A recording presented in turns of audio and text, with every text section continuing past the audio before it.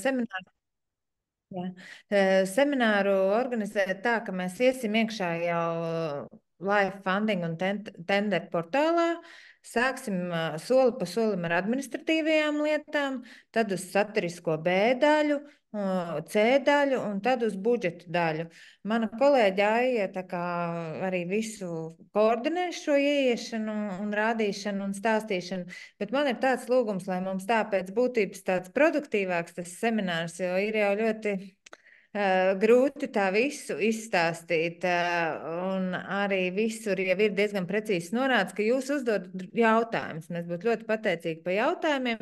Ja tā tad mēs runājam par administratīvo daļu, tad jautājums par administratīvo daļu, ja par B daļu, par B daļu, ja par budžetu, tad par budžetu. Jau tā negaidām līdz pašām beigām, bet komunicējam procesā.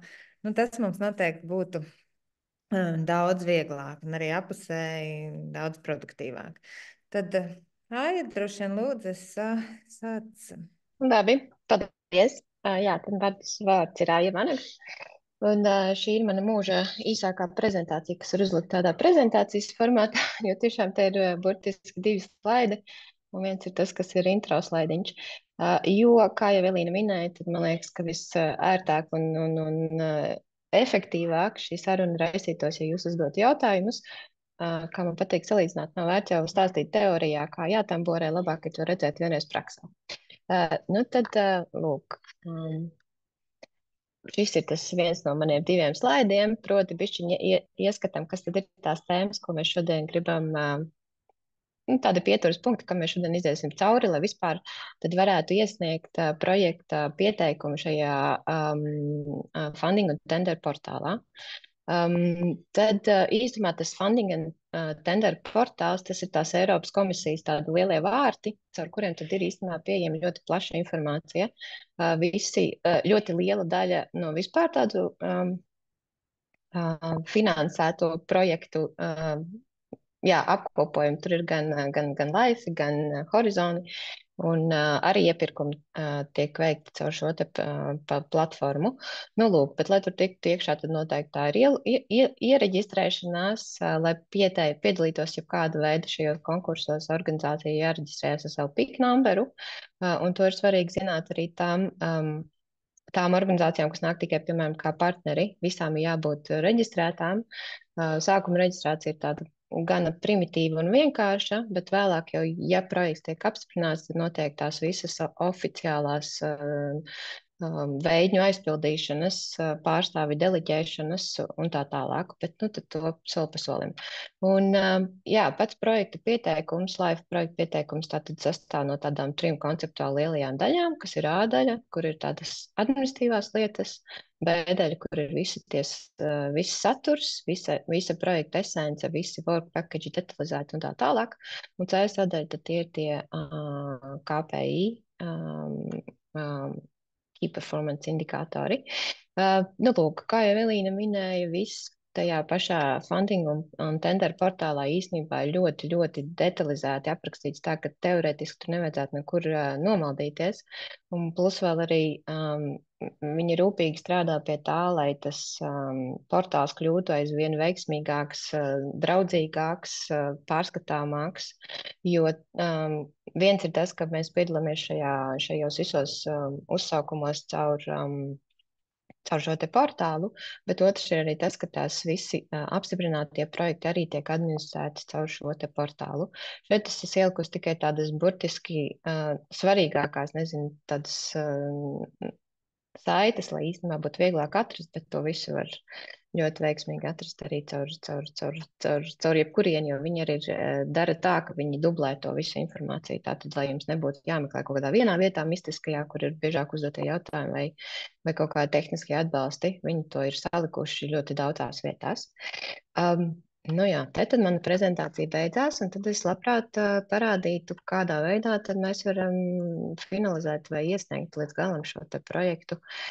Ja es varbūt ātri iestarpināšu, atbildot Artūram čatā, par nacionālo līdzfinansējumu vēlāk pastāstīs mans kolēģis Jānis Vēbers, kurš pieslēgsies kaut kad tuvākās pusstundas laikā. Es tad pieļauju, ka mazliet uz pasākumu otru pusi, un Ielīna, kā jums ir, vai jūs redzat kādu čatu, tur bija jautājums par papildus Bonus punktiem? jā, iesim secīgi, Jā, es es zinu, domāju, tas redzu pie pēc bēdaļas, brīža. jā. Un, jā, par to sadaļas KPI, es domāju, ka tas arī attiecīgi būs, kad viņas tiks līdz tai sadaļai. Labi, tad, ja tiešām ir kaut kas, ko vajadzētu skipot vai kam iet cauri ātrāk, tad noteikti sakiet, jo tas noteikti, es pieņemu, ka lielai daļai tas nav nekas sarežģīts un viss ir saprotams. Tad, jā, tas pats funding un tender portāls īsumā es gribēju tikai parādīt, reģistrēšanās ir gaujām vienkārši primitīva, kā jebkura veida, nezinu, reģistrācijas forma. Mēs aizpildām visu informāciju un tiekam iekšā. Šeit gan ir svarīgi paturēt prātā, ka iespējams jums vajadzētu reģistrēties ar kaut kādu organizācijas e-pastu, kuram tiek visi klāti, jo šī pirmā reģistrācija, ar kuru jūs reģistrēsiet personu, kur reģistrēs organizācija, saņems arī tos visas pamata informācijas, kas nāks arī projekta apstiprināšanas brīdī. Un šī pirmā persona, kas reģistrē organizāciju, būs arī tā, kas saņems informāciju, ka šai organizācijai nepieciešams, apstiprināšanas gadījumā nepieciešama šī pilnā validācija. Vēl pavisam nedaudz par šo te funding un tender portālu. Ir tādas 3 lielās lietas, kur jums noteikti vajadzētu iet tā kārtīgi visu izmeklēt. Tātad tas ir uzsaukumi, reģistrācija, kam mēs iesim cauri, partneru meklējumi. Šeit ir tie iepirkumi, kuram tad mēs nekavēsimies, jo šodien saruna vairāk ir par laifiem. Un tad viena no svarīgākajām lietām ir šī te guidance and dokumenti. Un te ir ļoti svarīgi, ļoti vērtīga informācija īstenībā apkopota. Tajā skaitā, piemēram, kaut kādi dokumenti, kas attiecās uz konkrēto programmu, kā piedalīties. Šitan arī ir tās visas soli pa solim, kas jums ir jāizdara, lai varētu iesniegt projektu pieteikumu. Biežāk uzdotie jautājumi, helpdesks un atbalsts, tajā skaitā arī tas tehniskais atbalsts. Vienlaikus, kad jums ir jāņem vērā, ka šeit ir liela daļa automatizēta sistēma, proti jūs diez vai tieši sazināsieties ar kādu personu. Tādā pirmajā pirmajā solī jūs visbiežāk komunicējat ar robotiņu. Lūk, tas bija tāds īsais intro, un tad jau iesim iekšā. Jā, ieiešana arī ir ļoti vienkārši. Es vienkārši jau esmu iegājis iekšā, lai nekavētu laiku, jo viņš ir tāds diezgan smags, un ņemot vērā, ka visas valstis patreiz gatavo projektu pieteikumus, un nav nemaz tik daudz laika palicis, tad kaut kādas rosības jau notiek visu laiku šajā portālā. Un iereģistrējoties, tātad jums atvērsies šis te jūsu darba virsma, darba galds, kurā tad būs visa jūsu informācija pieejama. Tajā skaitā informācija par jūsu organizācijām, arī par sagatavotajiem projekta pieteikumiem, arī tiem, kas, piemēram, ir šobrīd sagatavas procesā, un tad vēlāk, kā es minēju, šeit arī notiek tā projekta ieviešanas, šeit ir arī tā projekta ieviešanas sadaļa, kad tad jūs tiekat jau uz to projekta menedžēšanu un tālāk uz tā kā citu logu, kurā vietā tad pats projekts tiek īstenots.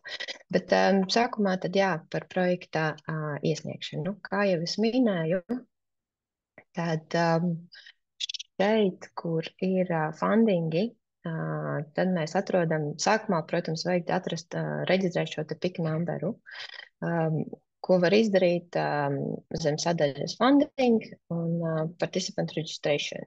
Un tas, ko es jums silti iesaku darīt, sākumā ir pārliecināties, vai jūsu organizācija nav jau reģistrēta. Un šis ir īpaši svarīgi, piemēram, kaut kādām lielajām organizācijām, tur universitātēm vai vēl kaut ko. Un ņemiet vērā, ka to katrs reģistrē, kā viņam ir ērtāk šo reģistrāciju vēl veikt. Jo es piemēram pirms sanāksmes mēģināju atrast, vai Baltijas krasti ir reģistrēti. Nemaz tik viegli nebija atrast, jo pirmkārt mūsu organizācija ir reģistrēta bez nekādām garumzīmītēm un latviešu valodā. Un viņi ir reģistrēti kā biedrība.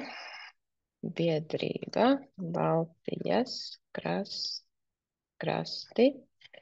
Un tad mēs varam, un es jau kaut kur kļūdījos, un mēs varam meklēt, atlasīt, piemēram, pēc valsts, pēc tā, ka mēs negribam, lai viņš meklē visu vārdu kopā un tā tālāk. Agrāk un vēlāk jūs viņu atradīsiet, jo šeit ir ļoti, ļoti daudz visas organizācijas reģistrētas, bieži vien tikai deklarētas, un validācijas process ir tas, kas ir secīgi pēc tam, kad jau projekts tiek apstiprināts. Nu, pieņemsim, ka mēs neesam atraduši mūsu organizāciju, tad mēs reģistrējam pilnīgi jaunu organizāciju, un arī šis solis ir diezgan īss. Es jau sāku reģistrēt, atvainojos. Nu, tā tad, jā, ir šis te pirmais solis, kur mēs pasakam, kāds tad būs mūsu organizācijas vārds, valsts. Mums, pieņemsim, ka nav nekādā reģistrācijas numura. Spiežam tālāk.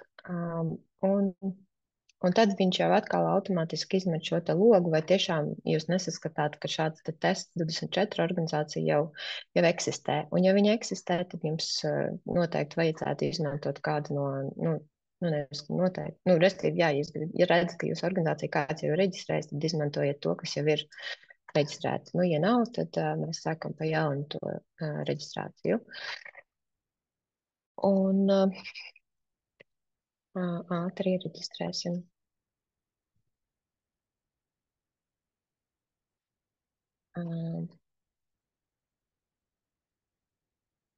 Aizpildīsim obligātos laukus.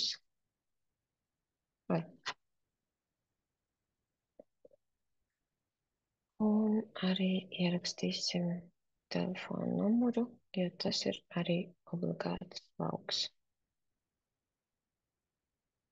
Ja viņi man zvanīs, tad lai viņi sazvana īstu cilvēku. Tā. Un ejam tālāk. Izvēlamies, ka mums ir, piemēram, biedrība. Un faktiski vairs arī nekādas citas detalizētas informācijas viņiem pat nav vajadzīgas. Es esmu kā norādījusi sevi, bet var arī pievienot papildus kaut kādu autorizēto personu, ko varbūt arī ir aicinājums izdarīt, lai cilvēki, lai vienkārši mazinātu risku, ka kāds, piemēram, e-pasts ir iekritis kaut kādā miskastes formā un nav sasniedzama informācija. Un šis ir tas mistiskais PIK numbers, ar kuru tad mēs vispār varam piereģistrēt, ja projektā pievienot papildus partneri. To mēs paturēsim prātā un sāksim veidot projektu. Arī tas ir... Man uz e-pasta atnāk uzreiz informācija, ka man ir reģistrēta organizācija. Un tad otrais solis ir, tad mēs sameklējam, kādā programmā tad mēs plānojam startēt. Par cik mums ir laifi. Izvēlamies, man jau ir atķiksēts, tātad izvēlamies attiecīgo programmu. Kā jau es minēju, te ir ļoti daudz. Faktiski visi Eiropas organizētie uzsaukumi. Un mēs izvēlamies, piemēram, dabu. Un viņš pasaka, ka mums ir divas šīs te programmas, kas šobrīd ir atvērtas. Sāksim, piemēram, ar šo te Nature and Biodiversity. Un tad atverās pati pamata informācija par uzsaukumu, par projekta uzsaukumu, kurā tad mēs plānojam startēt. Īsts apraksts, kādi ir mērķi šim uzsaukumam, un tad nākošā sadaļa, visi šie te dokumenti un nosacījumi ir ārkārtīgi būtiski, un te arī ir par katru faktiski uzsaukumā, par katru šo te kolu ir izvilkt ārā visa attiecināmā dokumentācija, tajā skaitā arī projekta veidas, šīs te grant agreement formas, biežāk uzdotie jautājumi un atkal visa faktiski esence par pašu projektu pieteikumu. Šeit vēl mēs varam atrast, ja mēs vēl projām meklējam partnerus, tad šeit mēs varam atrast arī dalībniekus, kas ir reģistrējušies un vēlas piedalīties. Vai nu viņi ir izrādījuši interesi piedalīt, nākt kaut kādā partnerībā, vai arī viņi meklē partnerus. Un tad, kad mēs esam sapratuši, ka mums visa kā ir gana, mēs vienkārši atķeksējam podziņu un sākam projekta pieteikumu izveidi. Un šī ir tā vieta, tā veine, kurā vietā tad mēs gatavosim projektu pieteikumu. Tātad mēs pieņemsim, ka ņemsim mūsu organizāciju kā vadošo partneri un atlasam jau eksistējušu organizāciju. Un šeit arī viens no nosacījumiem tātad ir mums vajag obligāti būt zināmam projekta saīsinājumam, bet ja jūs arī to šobrīd nezināt, to vēlāk mēs varam mainīt. Pieņemsim, ka tas būs Life Nature Test. Un arī kaut kāda veida vismaz īso samarījumu mums vajag uztaisīt. Visu laiku viņš met ārā visādus atgādinājumus, brīdinājumus, paziņojumus par to, ka tiks informēti partneru organizācijas vai viss pārējais. Vai jūs apzināties visas, esat izlasījuši visas līguma formas, konfidenciālitātes un visus pārējos noteikumus. Mēs atķeksējam, ka visu mēs zinām un sākam projekta iesniegšanu.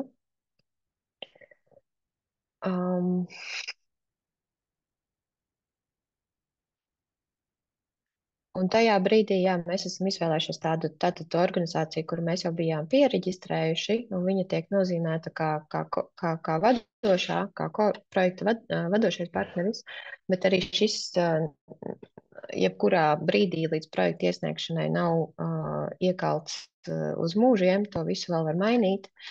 Tāpat kā pievienot partnerus, noņemt partnerus un tā tālāk, pievienot personas un tā tālāk.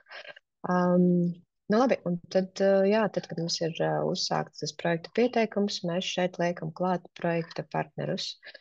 Un mēs pieliksim, es aizmirsu mūsējo piknāmberiņu. Labi.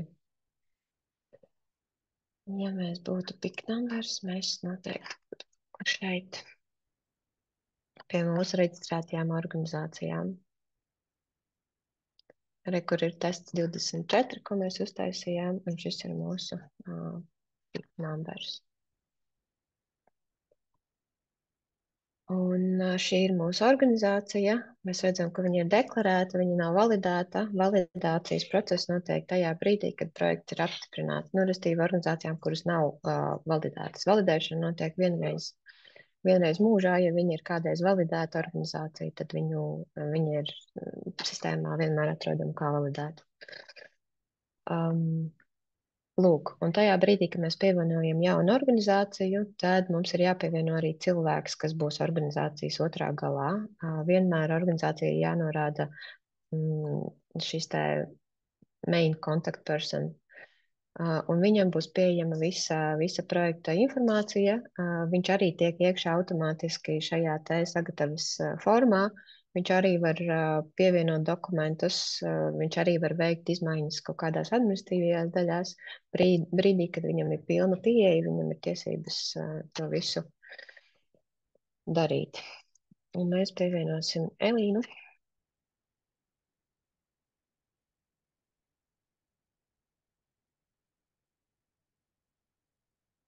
Vai es atvainojos?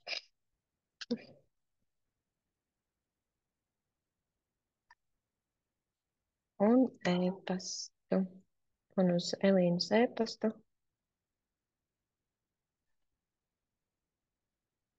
atnāks apstiprinājums, ka viņas organizācija ir pievienotā dalībai projektā.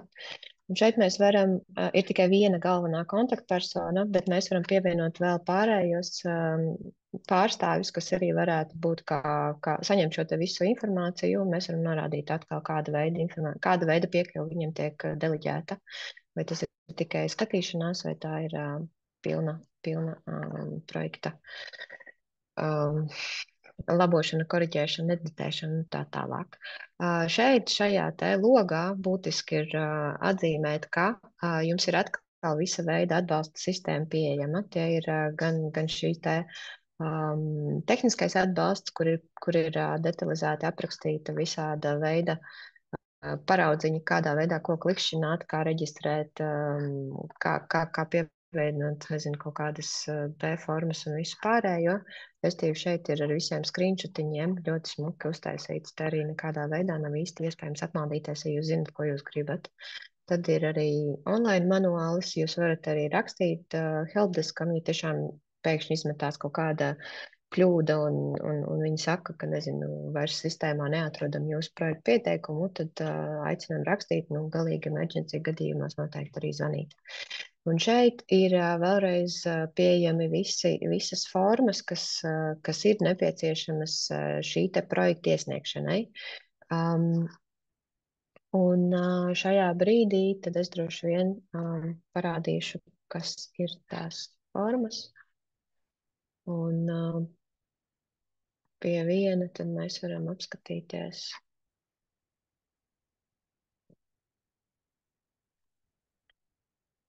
Kas ir tas, kas ir obligāti jāiesniedz?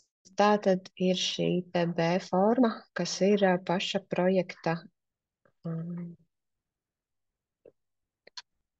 atvainojos. Jā, viņš taisa kaut kādu RTF formu, bet ko var atvērt vaļā jebkurā Word failiņā. Kamēr viņš varās, tur ir kaut kā 9 jautājumi varbūt. Varbūt sāksim paliekot pie administratīvās daļas. Ja mums arī bija iesūtīti pāris administratīvi jautājumi, tad jautājums par iesniedzēju mātes kompāniju, affiliate identity, varbūt, ja te kāds ir klātesoši, kas šo jautājumu uzdeva, var arī nedaudz precizēt, bet es tik varu teikt tā, ka affiliated entity jūs pievienojat sev kā beneficiarim tajā gadījumā, kad mātes vai meitas vai citāds saistītais uzņēmums veic arī kādas darbības projektā. Tā kā, kad viņi, kā piemērs, mātes uzņēmums nodrošina grāmatvedību un es nezinu, projektu vadību, un jūs kā beneficiary saturiskās lietas, ja, un tajā gadījumā jūs pievienojat un paredzat viņiem arī, granta finansējumu projektā. Tajā gadījumā, ja jūs pievienojat, ja jūs vienkārši jums ir saistītie uzņēmumi, tad tie nav obligāti jāpievieno. Jāpievieno gadījumā, ja caur viņiem iet finanšu plūsmu. Vai par to ir kāds jautājums? Un redziet, te ir tajā portālā var redzēt, kur viņi tur to afiliētu var pievienot. Vai ir kāds vēl precizējums? Un viņai arī ir jābūt reģistrētai ar savu PIK numuru. Jā, bet tikai tādā gadījumā, tad, ja jūs parādat viņiem darbus. Ja es esmu uz to atbildējusi, tad nākamais bija, vai iesniedzējs ir vidējais, vai tur tiek atzīmēts kā self-declared, vai papildus jāveic SMI self-assessment portālā. Tad atbild lūdzu. Jā, kad nevajag, vai kā? Jā, SMI, jā, tur ir... Lai pieteiktos šai programmai LifeFund, nekādas papildus lietas SMI var neveikt, jo tās ir tā deklarācija self-assessment ir jāveic tajā gadījumā, tajos projektos, kur ir šo te mazo vidēju uzņēmumu līdzdalība ir obligāta prasība. Pietiek, ka atzīmēt un visu nav jāveic tā anketa. Tajā brīdī, kad būs projekts apstiprināts un būs nepieciešama šī uzņēmuma deklarēšana, tad var gadīties, ka būs jāveic papildus kaut kādas darbības, bet šobrīd var ne. Tālāk nākamais bija par vai jāveic lead appointment. Nē, uz šo brīdi nekāds lead appointment nav jāveic. Tāpēc ir ļoti svarīgi to kontaktpersonu, kuru jūs šeit norādiet, jo, ja mainās darba attiecības vai kas, tad komisija sūta e-pastu par apstiprinājumu vai jautājumiem apstiprināšanas laikā uz šīs kontaktpersonas norādīto e-pastu. Jā, un par tiem lēriem arī ir tā, ka to nemaz šobrīd nevar izdarīt, jo arī pati Eiropa īstenībā negrib sevi apgrūtināt ar papildus administratīvo slogu un validēt, deklarēt, validēt šīs te organizācijas, kamēr viņām nav paredzētas kaut kādas finansiālas saistības. Šī brīdī, kad mēs dabonam vienkārši to PIK numberu, tas ir tikai un vienīgi viņu zināšanai, kas ir tās organizācijas. Tālāk Tad, validēšanas procesā tad ir arī tie lēri. Kad jā, ja te arī kurā brīdī status no deklēra taps par validētu, tad tikai tad, kad projekts tiks virzīts uz apstiprināšanu, un pirms grāntu parakstīšanas vajadzēs partnerim katram validēt, kas nozīmēs iesūtīt savus finanšu datus, lai izvērtētu finanšu kapacitāti, parakstiesīgās personas ar pasēm un attiecīgiem statūtiem vai ko tur, tā kā tas viss jā, pilna informācija par uzņēmumu. Tad viņš kļūst validēts. Jo, piemēram, ja mēs kā krasta esam validēti, mums nav katru gadu jāveic šis process. Mēs jau nākamo gadu vienkārši jau esam jau validēti un varam sniegt tos pieteikumus ar validācijas status. Kas vienkārši mums tas atvieglo, ka tad, kad tiek virzīts apstiprināšanai, mums nav jāiet šis process. Bet vienreiz tas ir jāaiziet visiem. Jā, bet tajā brīdī, kad projekts tiek apspriest, tad tas ir tāds bišķiņ mērķu ātrums sadabūt visus prasītos dokumentus, un kad viņi to visu dara. Nu, lūk, ir kaut kas, ko mēs vēl neatbildējām no čatiņas. Es redzu, ka tur ir kaut kas tur budžeta, ir ļoti daudz, bet es tagad domāju, kā mēs... Jā. Varbūt tagad Jānis var ātri par nacionālo finansējumu atbildēt, jo es redzu, ka viņš ir pieslēdies, tad mēs varam izmantot iespēju. Labi. Jā, sveiki visiem. Kāds bija tas jautājums īsti par nacionālo? Kā ir ar līdzfinansējumu vai ir nolikums un pieteikuma forma, lai saņemtu šo te nacionālo atbalstu LIFE programmā? Jā, šajā brīdī top, viņš ir skaņošanā ar Finanšu ministriju. Tur sakarā ar to, ka ir mainīta de minimis regula un arī 651. regula, tur drusciņi būs, viņš tiks precizēts tas nolikums. Jebkurā gadījumā es ieteiktu nevienam no iesniedzējiem nesatraukties, jo tā prasība par obligātu pieteikšanos jau šajā gadā pirms iesniegšanas Eiropas komisijā ir dzēsta. Tā ir kā vēlama, bet ne obligāta. Līdz ar to, loģiski, ja mēs publicēsim to nolikumu vēlāk, kā iepriekšējā redakcijā noteiktajās 3 nedēļās pirms iesniegšanas, mēs nevaram jums prasīt to izpildīt. Līdz ar to es gan ceru, ka kaut kāda šonedēļ, nākamnedēļ iespējams viņš parādīsies, bet Finanšu ministrijai šādi tādi redakcionāli iebildumi nevis pēc būtības, bet redakcionāli tieši. Es nevaru apsolīt, ka viņš būs pat pirms tā deadline. Bet tādā gadījumā, ja viņš nav, tad jūs visu to summu norādiet kā savu ieguldījumu šajā mirklī. Mums 1 gadu jau tā bija. Un jebkurā gadījumā nākamgad tad nāciet pēc tā līdzfinansējuma jau ar to pilno pieteikumu, tad, kad Eiropa jūs ir atbalstījusi.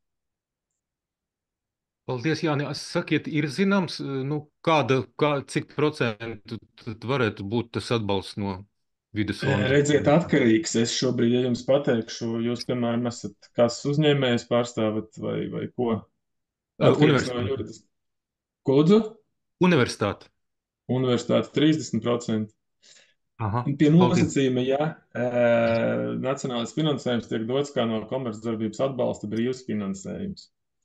Tas nozīmē, ka mēs, saņemot jūsu iesniegumu, izpētam visas aktivitātes atbilstoši komercdarbības atbalsta kontrolas likumam. Ja aktivitāte nav tādas pazīmes, kam ir saimniecisks raksturs, nevienai no projektā minētām aktivitātēm, kuras jūs īstenojat, tad jums viss šis finansējums tiek piešķirts kā no komercdarbības atbalsta brīvs finansējums, kas nozīmē, ka jūs varat sasniegt tos 30%, visticamāk. Savukārt, ja visam projektam vai atsevišķām aktivitātēm būs saimniecisks raksturs, tad tās darba pakas un tās aktivitātes un tas partneris, kuram tas būs, tiks vērtēts atsevišķi. Un tādā gadījumā par šo konkrēto darba paku tas nacionālais finansējums tiktu piešķirts kā valsts atbalsts. Un tur es nevaru zināt, vai jums kā de minimis valsts atbalsts, un es nezinu, vai jums ir izsmelts, nav izsmelts, cik lielā veidā. Tā kā es nevaru precīzi pateikt, vai jūs, teiksim, iesniedzot projektu, saņemsiet 30%, 24%, 30%, nezinu, vairāk par 30% nevar katrā ziņā. Bet šobrīd tā redakcija ir tāda, ka būs de minimis atbalsts un tikai, ja mums agrāk bija arī tā regula 651, tad šobrīd tas sāk palikt pārāk sarežģīti un tas pierādījums, ka tā iekārta ir prototips un visas tās kontrolas pēc tam, ņemot vērā, ka LIFE projekts pārsvarā ir vērsts uz vidas aizsardzību un tikai atsevišķas aktivitātes varētu paiet zem valsts regulējumu, mēs ceram, ka de minimis slieksnis, kas ir 300,000 vienot uzņēmuma izpratnē, vajadzētu pietikt, lai finansētu tieši tās komercdarbības atbalsta aktivitātes. Tā kā pagaidām izstāst šitā. Jūs jebkurā gadījumā sniedziet, tas nolikums būs, ņemot vērā to, ka visā MK rīkojumā naudas summa ir un viņa ir pietiekoši liela, lai finansētu, es teiktu, bez mazā visas interesantus, kas mums šogad ir nopietnie, kas grib iesniegt. Kā vienīgais tas, ka jums nebūs tā līdzfinansētāja apliecinājuma forma, jūs norādīsiet kā savu atlikušo daļu. Un nākamgad pie līguma slēgšanas jūs paziņosiet, ka kur mums tā kārtība valstī ir tāda, kur mums ir līdzfinansētāja. Paldies, paldies, Jāni. Labi. Labi, tad virsamies tālāk. Jā, mums ir jautājumi, tad tu tagad rādīs B formu, ja? Atvēri. Jā. Nu, tad B formu. Jā,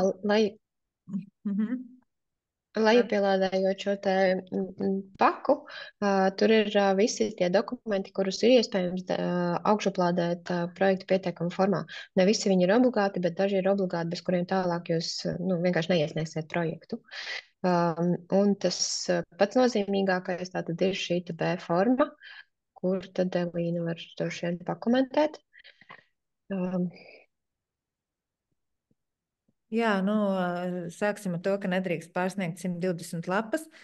Mēs bijām iesnieguši 1 gadu, un kaut kas tur bija šrifts uz 9 samazināts viltīgi, ja, bet to arī pamanīja un aizrādīja. Neko nedrīkst dzēst ārā. Labi, to jūs jau droši vien tādas lietas varat. Vienīgi, nedrīkst arī šīs instrukcijas dzēst ārā. Ļoti uzmanīgi tad sekojiet līdzi, kur kas ir ierakstīts. Ko ir nepieciešams norādīt katrā sadaļā. Jā, un varbūt uzreiz atbildot uz jautājumiem par B formu. Tad es tagad ātri uztīšu augšā, bija pirmais pa bonus punktiem, vai ne? Jo tieši bonus punkti arī tad B forma būs tie, ka tur jums tā kā nodrošinās šos bonus punktus.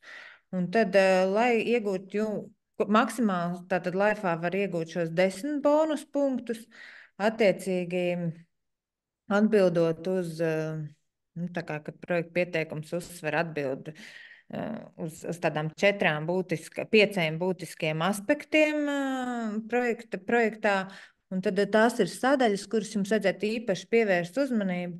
Jā, arī mūsu pieredze ir iespēja dabūt šos bonus punktus, un arī, protams, noteikti vajag maksimāli censties viņus projekta iesniegumā tā aprakstīt un pamatot, lai vismaz varētu iegūt šos 2 punktus, vai varbūt 1 punktu, vai ja vienā būs 0 punkti, tad varbūt citā būs tie 2 punkti, ja? Jo tad pirmais bonus punkts ir par sinerģijām un tā kā iegūmiem starp vairākām LIFE programmām. Piemēram, ja jūsu projekts ir vērsts uz vides, atkritumu samazināšanu vai ūdens kvalitāti, mēģiniet atrast sinerģijas ar dabas vai bioloģiskās daudzveidības apakšprogrammu, vai, enerģētikas apakšprogrammu. Tādā veidā mēģināt rast maksimāli projekts, kas, protams, viņam ir viens primārais mērķis, bet viņš nosedz vairākus šos aspektus, kas ir LIFE programmā kopumā, citās programmās. Un tas ir mums zem, es tagad nezinu, sinerģijas 1,7. Tātad mēs redzam te B formā 1,7 punkts. Un tam ir tieši saistība ar pirmo bonus punktu. Tāpat, ja mēs ejam uz, otrs bonus punkts ir par, ja proposals, un tas diez vai, ja Latvijā ir projekts paredzēts, tad tas diez vai skars to, tiek īstenots tāds outermost regions, piemēram, ja ir nezinu, teritorijas, kur ir milzīgi atkrituma krājumi vai regulāri aplūstošas teritorijas, vai teritorijas, kurās ir identificēta kāda vai izmirsta kāda, es nezinu, tur biotopa vai suga, bet tādā diezgan lielā, būtiskā mērogā. Un ja tas tiek tā kā projekts ir vērsts tieši uz šiem reģioniem un teritorijām, tad var dabūt vēl 2 papildu punktus. Tad, kad upscalings no citiem Eiropas Savienības projektiem, kur tas būs? Tas būs upscalings, mums būs upscaling 1,5 punkts, ja, tā kā var dabūt atkal 2 bonus punktus, jo faktiski LIFE programmai diezgan labi patīk, kā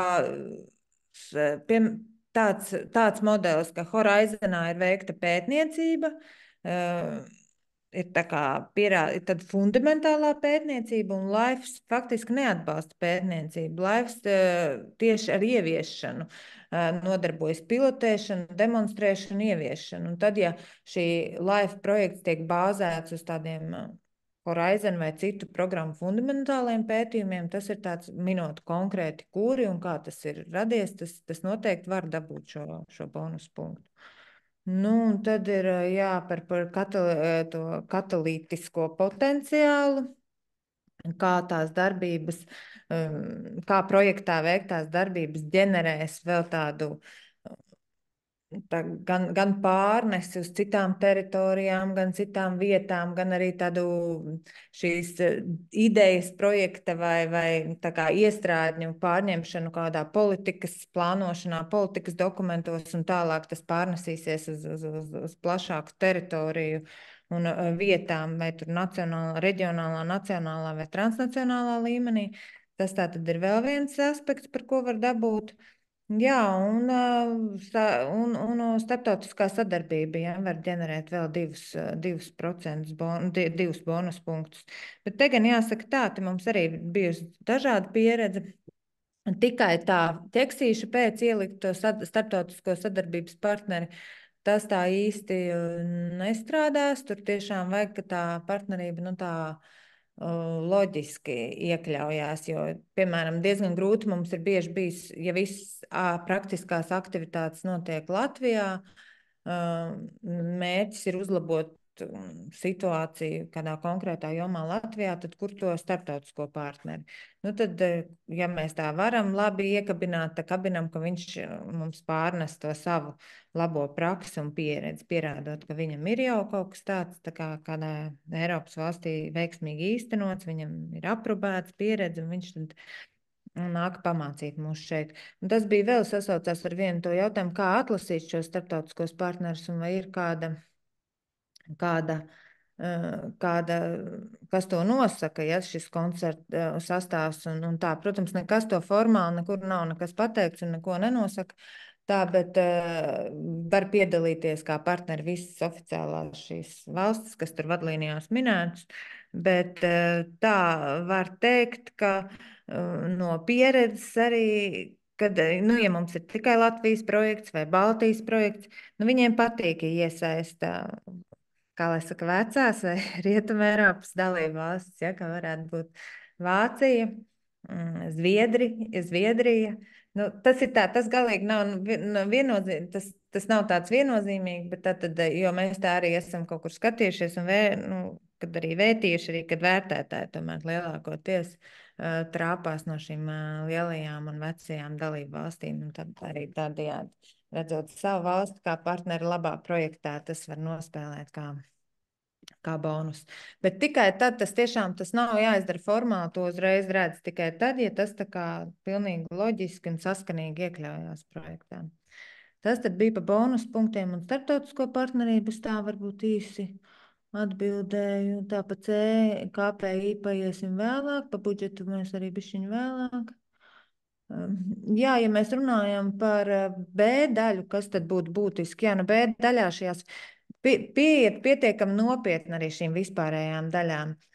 Nevis tikai, ja ar vien pēdējos gados es redzu, ka nevis tikai tādi vispārēji apraksti, atsaukšanās uz kaut kādiem Eiropas tur aktiem, normatīviem, citiem projektiem, bet diezgan konkrētas lietas jūsu projekta kontekstā. Kas tieši no projekta tiks pārnests, kādi tur tūļi vai rezultāti, kur tas tiks pārnests. Nu, tā maksimāli konkrēti aizpildot šīs arī ģenerālās lietas. Nu, par work packagiem, jā, manuprāt, tur kā viss būtu varbūt plus mīnus skaidrs. Tur, ja jūs zinat, ir noteikti jau šie obligātie work package, projektu management, replication, exploitation un kā viņš tur transferability projektu ir zaucis, varbūt tagad neprecīzi nosaucu. Un communication package, jau 3 package jums ir tā kā obligātie work package, tad pārējie faktiski paliek tad tieši vairāk uz jūsu īstenošanas aktivitātēm. Jā, nu attiecībā, tad varbūt mēs, kad runāsim par šo package tādu finansiālo svaru, tad vairāk pie finansēm, tad to mēs varētu pāanalizēt. Tā, es domāju, kas te mums tā, vēl par jautājumiem. Jā, nu bonus punkts 5, Transnational Cooperation. Nu jā, tas principā nozīmē, ka jūs varat, Raimonds, ja jautāja par šo bonus punktu numuru 5. Tas nozīmē, ka projekts ietver starptautisko partnerību. Tā kā, ja jums ir tikai nacionāls projekts bez starptautiskā partnera, jūs nevarat dabūt šos 2 punktus. Vai arī jūs esat tā kā mākslīgi ielikuši, arī tā mums ir gadījies, ka tas tā kā vienkārši piekabināts, tas partners arī nevar dabūt šos 2 punktus. Bet, ja ir veiksmīgi laba starptautiska partnerība, šos 2 punktus bonus var dabūt. Es vēl nedaudz Zelīnu papildināšu par starptautisko partnerību. Ja standarta rīcības projektos, kurus ir biežāk sastopamie projekti LIFE programmā, tā starptautiskā partnerība ir vēlama, bet ne obligāta, tad, ja mēs skatāmies šo Clean Energy Transition apakšprogrammu, tad atsevišķās tēmās un uzsaukumos, piemēram, energo kopienu veidošanā, viņi ir obligāti. Tā kā to ņemiet vērā, kas attiecās uz vides apakšprogrammu, dabas, klimata, standarta rīcības projektiem, tātad šī starptautiskā partnerība ir bonus. Clean Energy Transition atsevišķos gadījumos obligāti, bet tam tur vajag apstīties, cik valstu sadarbībai jābūt ir. Citās ir vismaz 2, citās ir vismaz 3. Tas par to starptautisko konsorciju. Bet tajā Clean Energy Transition uzsaukumā ļoti precīzi ir rakstīts, ko viņi sagaida, kas tieši ir jādara, kādām aktivitātēm tur jābūt. Ja standartā, teiksim, mums rokas ir brīvas, vairāk vai mazāk tik tālu, cik tālu mēs atbilstam topikam, tad tajā Clean Energy Transition ļoti precīzi ir rakstīts, ko viņi sagaida projektā. Tā ir skaitā attiecībā uz partnerību un budžeta apjomu. Šis, ko es atbildot uz Raimonda jautājumu ieliku, tas ir standarta projekta parametri, kas ir šie standarta action projects. Jo LIFE-am ir vairāk tie projektu veidi. Jā, tātad Clean Energy Transition tur jāskatās, cik ir maksimālais budžets un cik ir partneri. Es papildinātu tikai gribēju. Labi, Elīna, turpini. Jā, paldies. Nu, varbūt, jā, ko vēl tādu būtisku šajā B daļā, nu, kur vien cenšaties veidot šīs atsauces uz politikas dokumentiem, sasaist ar politikas jomām, klimata vai vides vai dabas šiem specifiskiem mērķiem. Jo tā galvenā ideja, jūs jau saprotat, ja Eiropa dod šo naudu, ir šis finansējuma instruments, viņi ar šo projektu palīdzību grib sasniegt tos mērķus, ko Eiropa ir izvirzījusi. Un ir jau tā forši, ja tieši tas projekts tā arī, kā lai saka, ieliekās kā puzle šajā klucītī. Un tad tas ir bieži vien konkrēti viņiem arī jāuzraksta. Un arī droši izmantojiet atsauces uz uzticamu pārbaudāmu statistiku, uz pētījumiem, kad jūs pamatojat problēmu, lai nav tikai tur tāds bla, bla, bla, bet tiešām, ka tā ir identificēta kā problēma ar visām atsaucēm un ievietojot iespējams arī kādus kartes vai attēlus vai loģiskos šos frēmus. Jā, nu tas droši vien tas ir tāds būtisks lietas.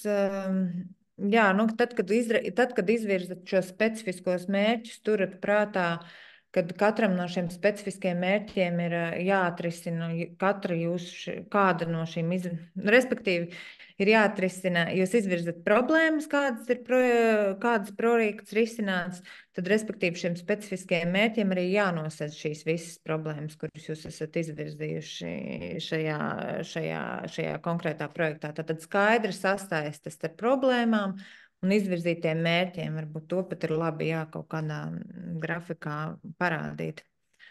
Jā, tad runājot par work package'iem, tad, kā es minēju, nelikt lielu akcentu uz izpētes darbiem, uz pētījumiem. Laifs nav pētījumu sadaļa. Mēģiniet kaut kādā veidā, ja ir, protams, priekš sagatavošanās un īstenošanas aktivitāšu sadaļām ir nepieciešama kāda pētījuma vai stadijas vai kas, tad to mēģiniet tā viltīgi ieslēpt, pat neieslēpt, bet neatvēlēt tam pārāk lielu ne budžetu, ne laiku. Lielākais akcents gan apraksta, gan budžeta ietvaros ir uz konkrētām ieviešanas aktivitātēm. Tātad ne uz menedžmentu, ne uz sagatavošanos, ne uz komunikāciju, bet tieši uz to, ko jūs konkrēti izdarat projektā, lai sasniegtu pašu galveno mērķi. Jā, work packages, tā kā jau formā ir paredzēts, plāno sadala taskos. Un tad ir labi padomāt, lai arī tad, kad jūs dalat šīs atbildības partneru lokā, padomājiet, lai nav viens partneris atbildīgs par visiem work package'iem. Ideāli, ja katrs partneris ir atbildīgs par savu work package, bet arī tā ir citreiz daudz partneri un tā var arī nebūt, tad vismaz, lai viens konkrētais partneris, kur jūs piesaistat, lai viņš vismaz ir atbildīgs par kādu konkrētu tasku projektā. Lai nav tā, ja viņš ir partneris, tad es teiktu, ka viņam vismaz viens tasks projektā ir jāuzņemas atbildība. Agrāk bija vadlīnijās noteikts, ka katram partnerim jābūt atbildīgam par vismaz vienu aktivitāti, bet tagad nav aktivitātes, tagad ir work package, un work package ir pārāk maz, tad līdz ar to vismaz par vienu tasku. Un tad tāds ieteikums arī šobrīd jau ir Laivs to kaut kur definējis, bet pēc būtības, jā, tāda atšķirība no iepriekšējiem gadiem, kad nevajag pārāk daudz šos nodevumus veidot zem work package'iem, kā nodevumus, to saucamos deliverables. Jo, es teiktu tā 5, maksimums 5 par work package, jo ieviešanā tas ir šausmīgi grūti, ja nodevumi ar termiņiem un viņi jāģenerē tur viens pēc otra, tad tas ļoti sarežģīja ieviešanu, un arī komisija ir grūti visam tam izsakot un visu to izlasīt. Tas laikam tā, jā, izmantojiet šos pašu Eiropas politikas dokumentu terminoloģiju, viņu šos atslēgas vārdus, tas arī tā ir tāds laba lieta. Ne laba lieta, bet tad varētu būt tā lieta, kas viņiem patiks. Jā, attiecībā citi es esmu redzējis, ka veidot to veselu atsevišķu work package priekš sagatavošanas aktivitātēm, preparation actions, tad, jā, tad, kā es minēju, tad tiešām ļoti tādas praktiskas rekomendācijas, projektu plāni, kas ir vajadzīgs konkrētām ieviešanas aktivitātēm, tad vairāk tieši uz to vērsts. Jā, diezgan būtisku lomu ir jāparedz. Es teiktu, ka būtiskākās lietas no visiem work package'iem ir ieviešana un monitoringa aktivitātes. Un ar katru gadu Laifam arvien vairāk šis uzsvers uz monitoringu kļūst būtiskāks. Tā kā viens ir, ko mēs apsolam, kāda būs mūsu rezultāti un indikātori, un tad kā mēs tieši to mērīsim un pierādīsim. Tā kā arī tam un no visiem aspektiem, gan no šī vides aspekta, gan no socioekonomiskā aspekta, gan no ekosistēma aspekta ir jānodrošina šis monitorings. Labi, tas varbūt tad jā, ko tad es vairāk tad neuzkavējos. Tā varbūt Vēl būtu šitien svarīgi nokomentēt, ka tas deliverable status arī būtu jānorāda. Un kāpēc tas ir svarīgi? Jo tajā portālā, kur vēlāk būs projekta ieviešanas sadaļa, tad visi dokumenti, kas ir norādīti kā publiski pieejamie ar līmeni public, viņi Eiropa viņus publicēs tajā savā mājaslapā. Restīvi viņi būs pieejami arī citai plašākai sabiedrībai. Tā kā jums tur ir kaut kāda komerci noslēpuma vai kaut kas tāds, tad labāk to deliverable atzīmēt kā sensitīvo vai. Bet to arī varēs vēl tajā projekta apstiprināšanas fāzē noprecizēt. Vēl ir jautājumi par to, kādas ir atšķirības starp milestoneiem un deliverabliem. Elīna, grib nokomentēt? Deliverables ir, kas ir tā kā taustāms. Vai papīrs, tagad jau nav papīrā, bet tad elektronisks dokuments, visu, ko mēs deliverabli, visi būs jāaplaudē tādā Eiropas Butler sistēmā, kas nozīmē, tas ir ziņojums. Tas ir ziņojums, vai tas ir, nezinu, kaut kāds komunikācijas materiāls, vai tas ir kāds prezentācija apkopojums, visu, ko tā kā var dot lasīšanai. Būvprojekts. Būvprojekts, jā. Milestones ir vienkārši, par to nav jābūt nevienam dokumentam, vai tas ir tā kā izdarīts. Pieņemsim, ja mums ir demonstrācijas ziņojums ir kā deliverables, tad demonstrācijas aktivitātes īstenotas ir kā milestones. Kā pieturas punkts, ka tas ir izdarīts. Respektīvi, kur mēs work package vai tasku sadalām tādās mazākos tādos pieturas punktos, lai varētu sekot līdzi veiksmīgi progresam. Tāda būtu tā mēslēna loma. Vai arī, piemēram, tev ir publicitātes aktivitātes, un tev kā mēslēns ir, piemēram, definēts, ka tev ir izveidota mājaslapa projektam. Tas arī nav deliverables, bet tas tad ir milestones. Labi, tad ejam tālāk par obligātajām iesniedzamajām veidnēm. Tad vēl ir šis participant information, kas arī ir, ko aizpilda katrs partneris pats par savu organizāciju, norādot gan to piesaistīto darbinieku kvalifikāciju un ieņemamās tās lomas, pieredzi, un arī norādot tos, vai ir affiliated entities vai asociētie partneri paredzēti. Un tā ir arī obligāta veidne, kas ir jāiesniedz. Vēl no obligātajām tad ir budžets, bet to tad mēs atstāsim pašās beigās saldajā ēdienā. Tad Elīna ļoti detalizēti varēs to izkomentēt, ja tā laikam ir viena no interesantākajām veidēm. Pārējās arī ir visdrīzāk, ja jums ir dabas projekts, tad vajadzēs aizpildīt arī veidnes par kartēm, vietas aprakstiem, sugu un aprakstiem un tā tālāk. Labi, tad vēl tā bišķiņ pasteigsimies, lai izietu cauri tai tiešām pašai. Apskatīties. Es atvainojos, kas ir uzmanīgi, vajag apskatīties, kurai apakš tagad tā jau, es nezinu, bija atvērus laikam vides, vai klimata. Bet vajag apskatīties, kurš, piemēram, klimatam nav demonstration, tās description of demo sites obligāts, ja? Savukārt dabas un bioloģiskās daudzveidības projektiem ir obligāts. Tā kā paskatīties, kuri no šiem pielikumiem ir, kurai apakšprogrammai obligāti. Un to, ja varot vaļā to proposal, jūs arī redzēsiet. Bet kā es saku, jūs nevarēsiet iesniegt. Jā, nevarēs iesniegt nemaz, bez tā participantu info un budžets ir obligāts visām programmām. Labi, tagad atgriežamies pie tehniskajām garlaicīgajām lietām. Tātad mums ir savadīts projekta nosaukums, projekta partneri. Tas, ko es vēl gribētu aicināt, atgādināt 25 reizes, visu vajag saglabāt un pārbaudīt, vai viss saglabāts, jo pašiem ir bijuši gadījumi, ka mēs saliekam visu un laimīgi aiztaisam datoru ciet un nenospiežot pogu save, viņš vienkārši neko nesaglabā. Arī ir tā, ka, ja mēs, atstājam to logu ilgāku laiku vaļā un aizjām pusdienās un neesam nospieduši save, tad arī tas ir tieši tas pats variants, ka nekas nav noglabājies. Tā kā pie iespējas ieraugam podziņu save vienkārši nospiežam dubultā un labāk, lai tas ir izdarīts un tā.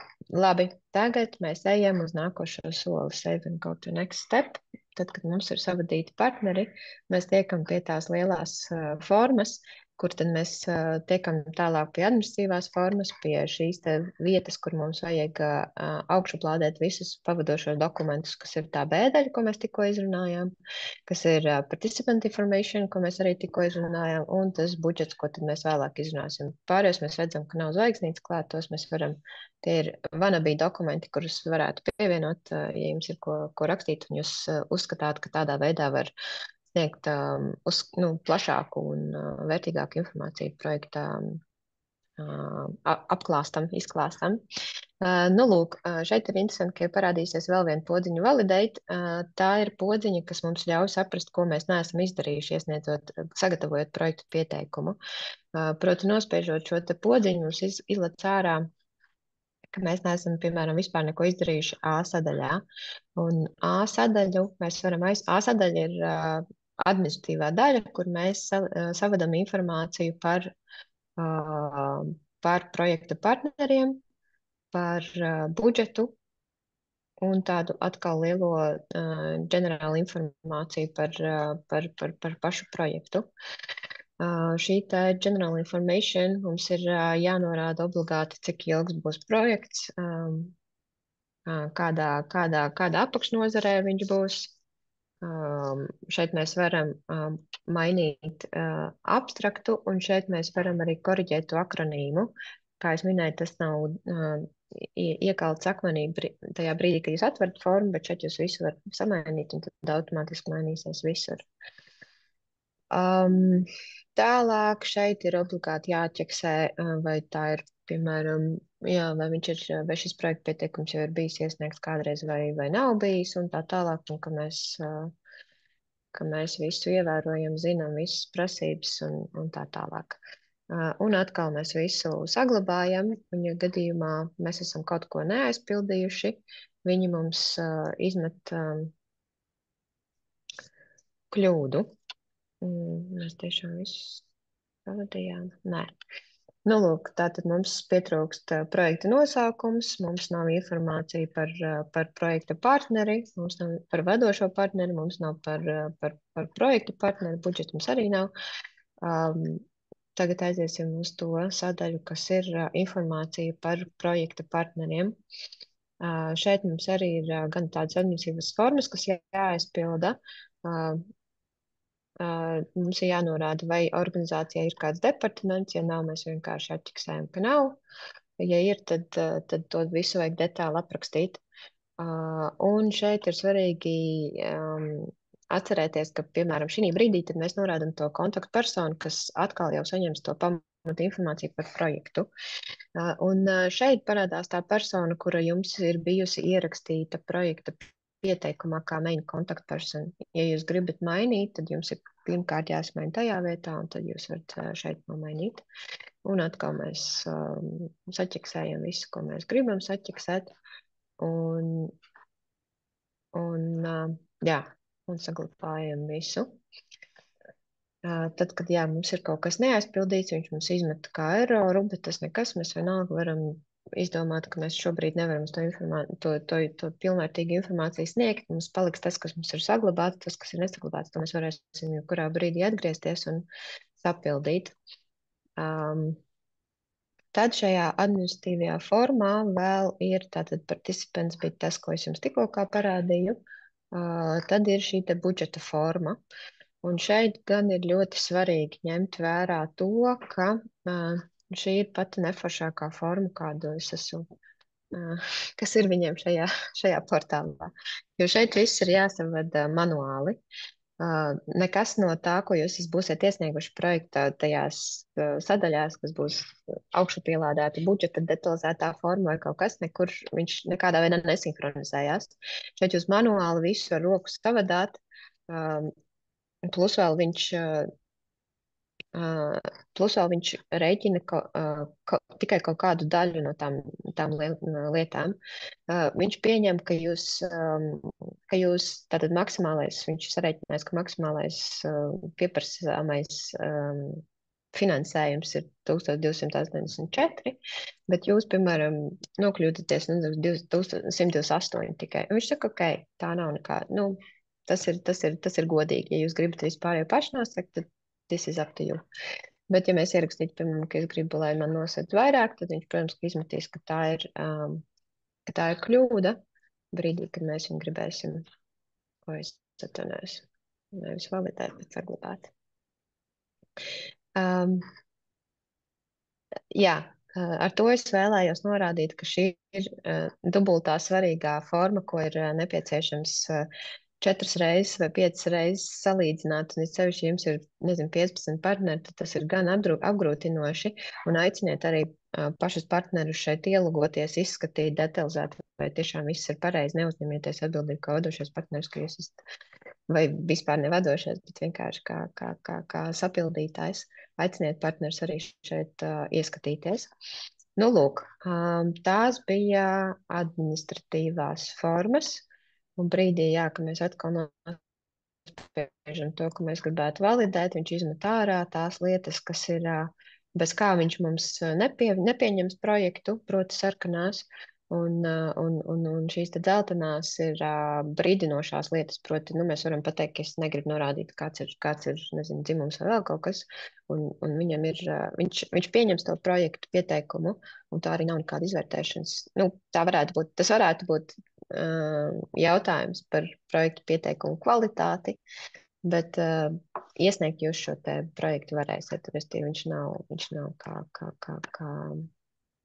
aizliegtais, restīvi kā liegums neiesniegt projektu. Lūk, tad mēs atkal ejam ārā. Tā bija īsa informācija par šīm te administratīvo sadaļu, kas īstenībā ir pat vienkāršākā no paša projekta pieteikuma. Bēdaļu tad Elīna izstāstīja, tad mēs varētu pāriet uz KPI, Elīna, vai labāk tu gribētu par budžetu tagad stāstīt? Nē, nu sākam par KPI, jā. Bet es gribēju vēl te jautājumu, kamēr tu liec to KPI. Labi. Par publicitātes materiāliem, life handouts, brošūras, to es ieteiktu to veidot kā milestones. Tātad arī mājaslapa ir, manuprāt, obligātais milestones, ka mājaslapa ir izveidota, tas ir milestones 1. Tad, kad visi tie publicity materiāls ir izdarīti, kā lai saka, izgatavoti, nodrukāti, arī varat uztaisīt milestone, kad all publicity materiāls is developed vai kaut kā tur, jā.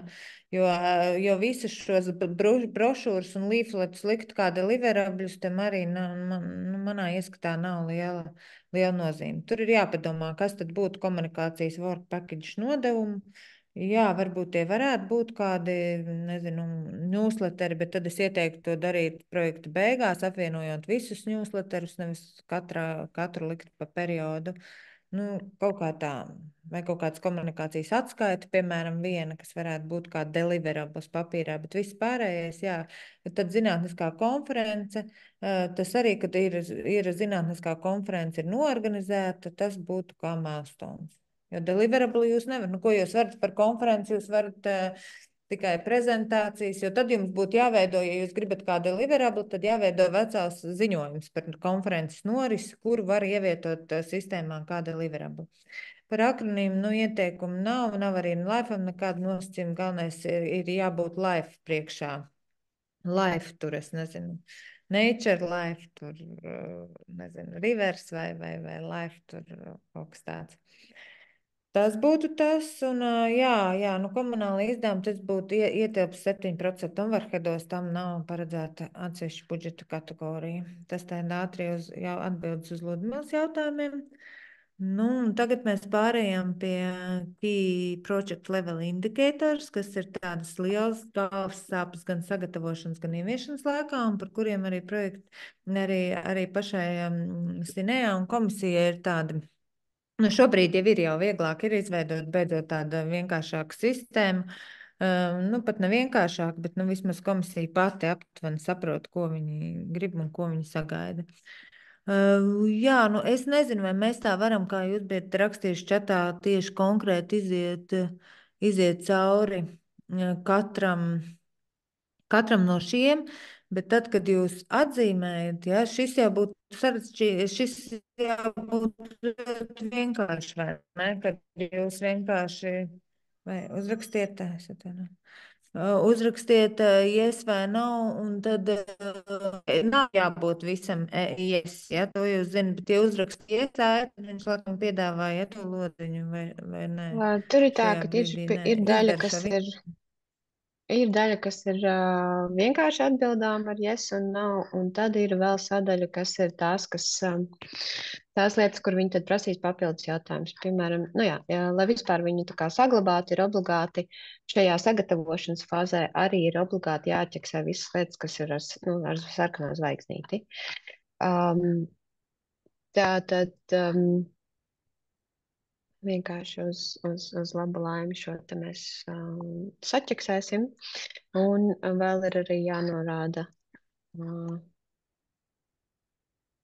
Nu, cik tur kādās būs teritoriālais ietekme, ja Latvija vai tur ir vēl partneri?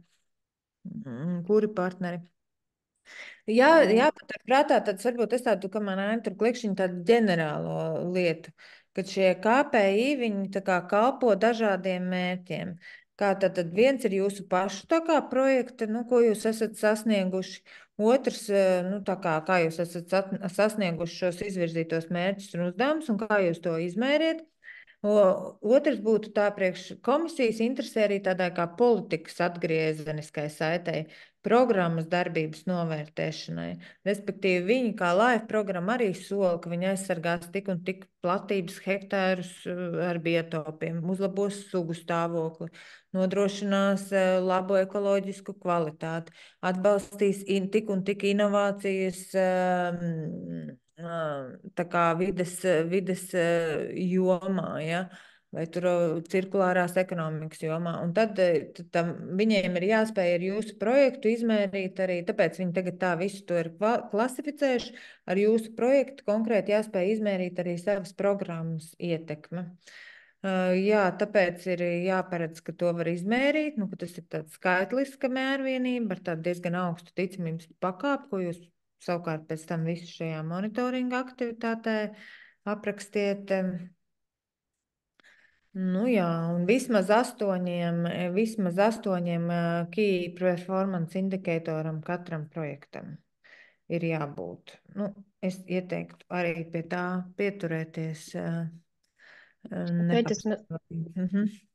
Šeit es mazliet papildināšu no tehniskajām lietām. Atkal šajā otrajā sadaļā tātad lūdzu atķeksējiet šīs tā indikātors, kurus tad tiešā veidā ietekmēs projekts. Un tad tajā brīdī, kad jūs sapratīsiet, tātad mūsu dabas projekts ietekmēs tur gaisa kvalitāti, tur, nezinu, bioloģisko daudzveidību, trokšņus un kaut ko vēl.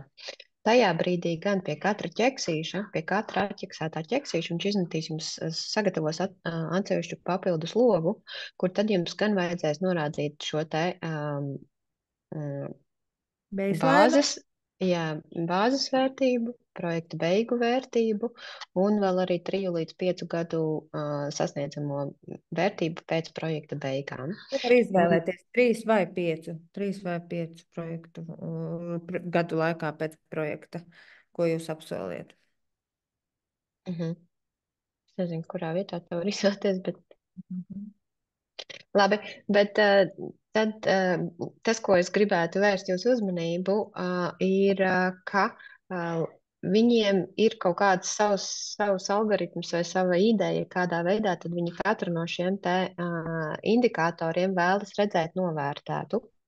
Jo mēs, piemēram, domājam, ka, mūsu water efficiency tiks uzlabots, nezinu, par kaut kādiem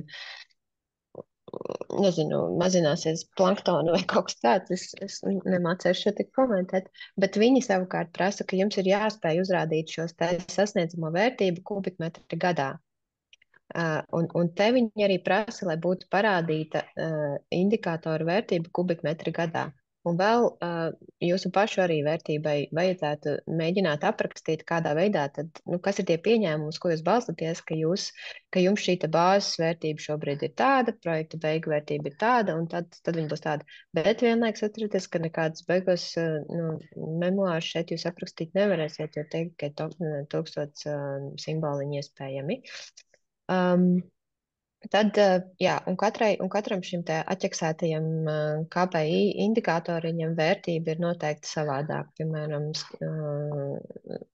trokšņa mazināšanai viņiem ir cilvēku skaits, nevis, nezinu, hektāri, cik tagad būs klusumā. Un tā tālāk. Vienlaikus jums ir iespēja atķeksēt arī, bija arī iespēja atķeksēt šeit pašiem savas izveidotās novērtēšanas lietas. Jo, kā jau Elīna teica, ka viņi vēlas redzēt tās lietas, ko viņi varēs salikt savās atskaitēs, un viņu atskaites paredz to, ka tie ir cilvēku skaits vai kubikmetru uz hektāru, tad šeit jūs varat likt savas vērtības. Bet šeit arī man ir palicis prātā, ka varēja mainīt tos mērvienību, bet nes kāpēc šeit šogad laikam kaut kas ir pamainījies. Bet, nu, lai vai kā, tad šeit jums vismaz ir kaut kādas iespējas. Nē, tas ir biodiversity, bet bija vēl iespēja. Tad šis man jāapskatās, paturēšu prātā. Bet uzej augšā uz to, ko redz, Aija jau te tagad satiksēja gaisu, trokšņu un tā. Jūs nepārdzīvot, jums jau nebūs, šis ir, ko primāri tā kā risina jūsu projekts, jums ir vērsts uz gaisa kvalitāti vai tur augsnes kvalitāti. Jūs attiksējat tikai to vienu, un respektīvi jums izliks tikai 1 vai 2 šie indikātori, kas ir komisijas ieteiktie, un tad jūs ar plusiņu varētu spiest, ko jūs vēl tā kā papildus vērtēsiet. Tad, jā, ir doma skaidra. Es pareizi izteicos, tu vienkārši šobrīd attiksēji, lai parādītu. Jā, jo tad, kad mēs saprotam. Jūs tikai konkrēti, key level indikātori, tad ko tad vērst tieši uz konkrēti to, ko jūsu projekts risinās.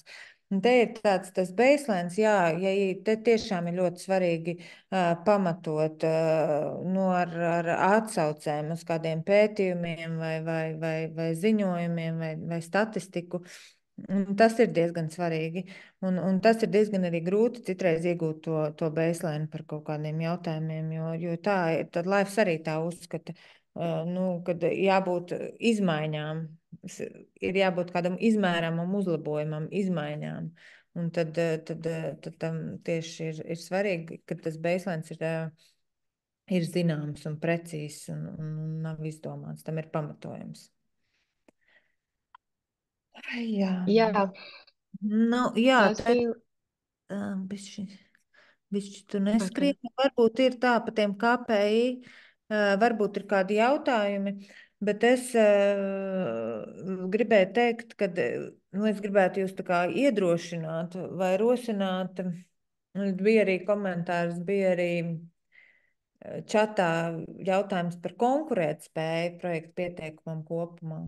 Un tas nebūs tikai šeit pie šiem KPI, bet vairāk pat pie sadaļas impakts un credibility of impacts. Būt drosmīgiem ar to projektu ietekmes noteikšanu, aprēķināšanu. Latvijā mums tas nav tik vienkārši, ņemot vērā, ka mēs vai nu minam hektārus, vai kvadrātmetrus, vai platības, ne platības, bet cilvēku skaitu, vai ko, bet tomēr padomāt kaut kā to indikātoru, man tagad nav tāds ieteikums pieliekot iespējams kaut kādu svaru tam, lai tiešām uzsvērtu to nozīmību, jo ja vērtētāji ir lielās valsts, Vācija, Francija, Itālija, viņiem ir ļoti grūti izprast tādu maza mēroga sasniedzamos, rezultātus.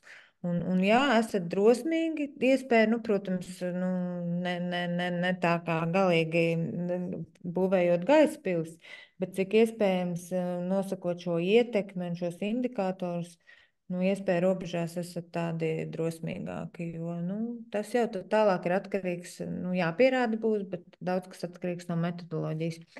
Tad vai kā papildus KPI mēs varam norādīt Landsfield Lifetime Extension gados? Pateicoties. Es tagad domāju, kas tas ir. Mēs tagad vispār ejam, lai to landfilēšanu samazinātu uz 10%, ja noglabāšanu poligonos. Bet kāda tā doma būtu, ka tur tā kā varētu uzturēt to poligonu ar kaut kādu, ieviešot kaut kādas tehnoloģijas? Ieviešot tehnoloģijas, samazināsies atkritumu un noglabājuma atkritumu apjoms, tad es domāju, ka labāk ir tonnām to pamatot. Noteikti vajag iet uz to, uz to noglabājumu, un tas tagad ir ļoti aktuāli, un tas ir visur, un man Latvija tāpat nesasniegs visdrīzāk to mērķi par šo noglabājumu atkritumu apjomu, poligonos.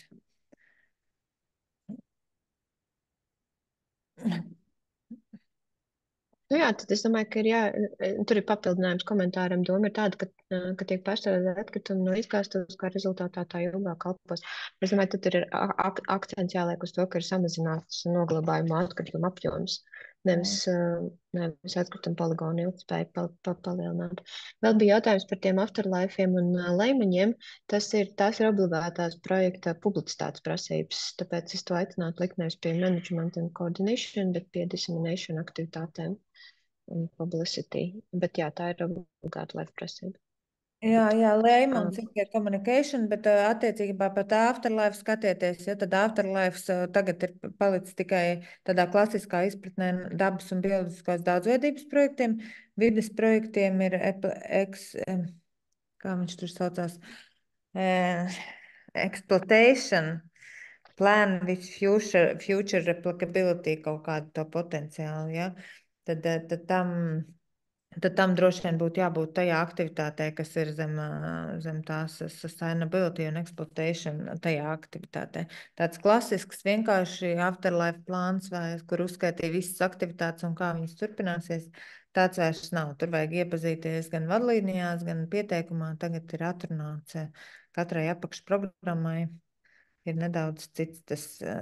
Pēc būtības, tas ir plāns, kā projekta galvenās aktivitātes tiks turpināts pēc projektu. Kas to darīs, un pa kādiem finanšu līdzekļiem. Bet viņš ir pārsaukts katrai apakšprogrammai. To es gribēju lūgt jūsu uzmanību. Tā. Jā, viņš atļāva arī neatbildēt un saglabāt. Tā viss ir saglabāts, viss ir korekti. Bet, ņemiet vērā, ka šim arī jāsapild ir. Tā, KPI man arī ir nosakti pēc mana plāna. Tad ir palikusi finanšu sadaļa. Jā, varbūt ir kādam jautājumam vēl par šīm tehniskajām daļām. Ja nu nē, tad... Tiem KPI varbūt nevar iedot tādu vienu vadlīniju, jo tas ir ļoti specifiski katram apakšprogrammai un katram projektam, ko viņi vērtēs kā... Tātad, ko jūs izvirzat kā izmērāmo šo indikātoru kritēriju. Bet būtiski tas ir. Labi. Un šeit tad mums ir budžeta veidne, kas ir obligāta prasība iesniedzot projektu pieteikumu. Un viņai ir jābūt maksimāli detalizēti aprakstītai, bet vienlaikus, kā jūs minējāt, tad pamata forma ir tās, kuru viņi skatās un uz finansējumu apjomu, to, ko jūs iesniedzat tajā administratīvajā sadaļā A. Tad Elīna. Tu par cilvēkiem varbūt tu izstāsti, ja? Kā noteikti likmes. Labi. Tad ir tā, ka pirmais, kas ir jāziņo, ir personāla ieguldījums. Un personāla ieguldījums katrā work packagē. Tas, kas šeit ir iebaldots, ir, kā jau Elīna minēja, ir jāatzīmē, kurš partneris ir atbildīgs par kuru aktivitāti. Un tad viņi secīgi uzreiz redz, kāds ir tas viņu finansiālais ieguldījums. Un runājot par personālu, tātad jā, kādā veidā tad nonāk līdz šīm izmaksām, kas ir paredzētas, piemēram, darbiniekiem, employees or natural persons under direct contract un second person costs. Tātad tām darbiniekiem atbilstoši life vadlīnijām mums ir jāpārreķina šīs dienas ekvivalents, viņiem ir paredzēts 215 dienas, lai arī mūsu likumdošanā tātad darba dienu skaits kopā ir vidēji 249, 250 dienas. Un kā tad nonākt līdz tai likmei, ko mēs vēlamies par kuru mēs atskaitīsimies. Tātad mēs paņemam visu darbinieka gada likmi, gada atalgojumu, kur iekšā ieiet gan visas sociālās izmaksas, darba devēja nodoklis, darba ņēmēja, IINs un tā tālāk. Ja ir visas slimošanas, atvaļinājumi, nezinu, visas citas lietas, kas ir radušās darbinieka algošanai, tādā veidā veidojas šīs gada izmaksas, kuras mēs tad faktiski sadalām uz 215 dienām. Un tā ir tā likme, ko mēs ziņojam. Un šeit ir būtiski ņemt vērā, ka Laifs skatīsies, vai jūsu šī brīža paredzētā darbinieka likme būtiski neatšķirās no tā, ko viņš, piemēram, saņēmis pagājušajā gadā. Lai nebūtu tā, ka pirms gada viņš strādā, nezinu, tur pa 20 eiro stundā, un sākoties Laifam viņš tagad strādā 50 eiro stundā. Tām visām izmaksām ir jābūt līdzsvarotām, un arī, lai nebūtu tā, ka viens darbinieks iestādē strādā pa kaut kādu vienu likmi. Kaut gan, ja eksperta status atšķirās, tad, protams, ka tur likums arī mainās. Bet, jā, galvenais nosacījums ir, lai viņas ir līdzvērtīgas iepriekšējā gadā saņemtajiem. Restīvi, lai Life finansējums nekalpotu kā tāds papildus iemesls likmes celšanai. Un tad jūs sakalkulējat tātad tās cilvēkdienas, saprotot, kas tad ir tas darba apjoms, nezinu, izstrādāt tur leimani, sagatavot būvprojektu, iepirkuma dokumentācijas, nezinu, invazīvo sugu izravēšanu un tā tālāk. Tam mēs visam saprotam, cik ir paredzēta noslode katrā work package'ā un nonākam līdz šai te summai, ko ziņojam. Veidnē. Ja ir kādi jautājumi. Un tu varbūt gribi nokomentēt par pārējo, par SME?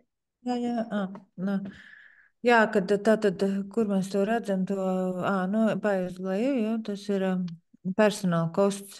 Tātad jums varbūt beigās tā tabula šādi izskatīsies, ja katram partnerim būs, neskatoties, ka jums ir vairāki personāls, kurš ir nodarbināts, būs tātad šie kopējie personu mēneši, tā kā uz projektu, dienas tātad, kuras izteikts mēnešos kopā, tad būs šī mēneša vidējā likme, un to jums tātad ir iespēja zem personāla kostiem ziņot šādas kategorijas, kā darbinieki, kur ir uz darba līguma pamata. Tad varētu būt darbinieki, kas ir uz kāda cita līguma pamata, ne darba līgums. Mums tie visbiežāk ir uz vai nu uzņēmuma līgums vai autora atlīdzības līgums. Un tad ir vēl tāds seconded persons, kas tā kā būtu norīkotas uz laiku no trešām personām. Mums tāds, nezinu, nav bijuši, ja, kā tā kā es nezinu, faktiski nav darbinieks, bet no citas organizācijas tiek norīkots uz konkrētu laiku, kādu projektu uzdevumu izpildēja. Droši vien tur arī ir kaut kāds līgums apakšā, bet tas svarīgākais nosacījums gan tiem seconded, gan tiem autoru līguma darbiniekiem, ka viņi tiek nodarbināti uz līdzīgiem principiem kā darbinieki, un darba rezultāts, ko viņi paveic, pieder šim projektu jums kā projektu partnerim, organizācijai. Un arī šī likme var atšķirties, bet būtiski neatšķirās no līdzīga darba veicēja organizācijā ar līdzīgu statusu. Jā, var būt nedaudz augstāk, bet nevar būt būtiskas šīs atšķirības. Tad šī budžeta kategorija, šie SME owners, ar to saprot tādu galveno ideju, ko es varu izteikt, ir, ka tie būtu atlīdzība projekta. No projekta var iegūt mazo un vidējo uzņēmumu īpašnieki un individuālie uzņēmēji, paredzot to, ka viņi tāpat uzrauga kopējo procesu, paraksta kādus dokumentus, un tad uz tā pamata viņiem ir tās šī vienības izmaksas, kas izteikts kā vienības izmaksas. Un tur ir tāda diezgan aprēķina formula apakšā, ja, kā Laifs to piedāvā risināt, izējot no 5080 eiro, dalīt ar 18 dienām un reizinot ar specifisko valsts koeficientu. Nu, to noteikti vajag apskatīties vai uzrakstīt, kas Latvijas gadījumā ir 76%. Jums būs par to jautājumi, es jums šo formulu nosūtīšu un palīdzēšu šo likmi jums izrēķināt. Tātad ideja, ka tā kā tiek atbalstīti šie mazo uzņēmēju īpašnieki par to, ka viņi iesaistās šajā live programmā. Bet tur ir viens bet, kas mums arī tādas situācijas ir bieži, ka, ja mazo un vidējo īpašnieks, pats īpašnieks ir arī eksperts projektā, viņš veic arī eksperta funkcijas un uzdevumus, tad šī kategorija neatiecas uz viņu.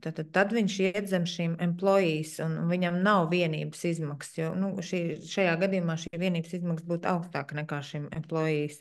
Tad tur viņa atlīdzība tiek rēķināta kā parasti, kā projekta darbiniekam.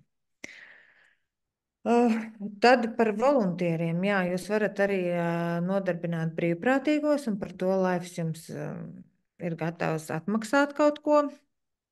Tātad personas, kuri darbojas brīvprātīgi, bez atlīdzības, tur gan ir būtiski saprast, ka šīs nevar veidot visu projektā budžetu balstoties uz brīvprātīgā darbspēka izmaksām. Tātad tās nedrīkst pārsniegt 50% no projekta budžeta, un šis Eiropas Savienības līdzfinansējums nedrīkst būt lielāks kā kopējās projekta izmaksas bez brīvprātīgo izmaksām.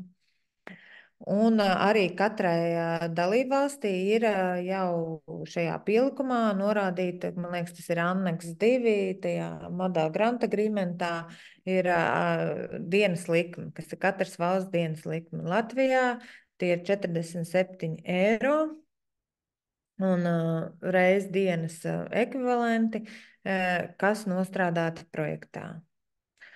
Piemēram, šie dienas ekvivalenti ir 215, ja tā kā Latvijā, un šos dienas ekvivalentus tur ir formula, kā jūs viņus izrēķināt. Es nezinu, es varbūt iemetīšu čatā, daram tā, es iemetīšu čatā šo aprēķinu, tad jums būs kā piemērs tā, kur es te varu atbildēt uz to čatu, tā,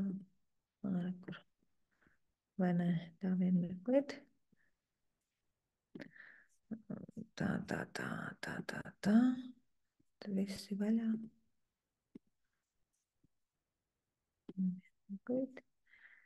Jā, un tātad to jūs ziņojat zem voluntieru izmaksas, brīvprātīgo izmaksas zem atsevišķas. Jūs redzat, kas tā ir tā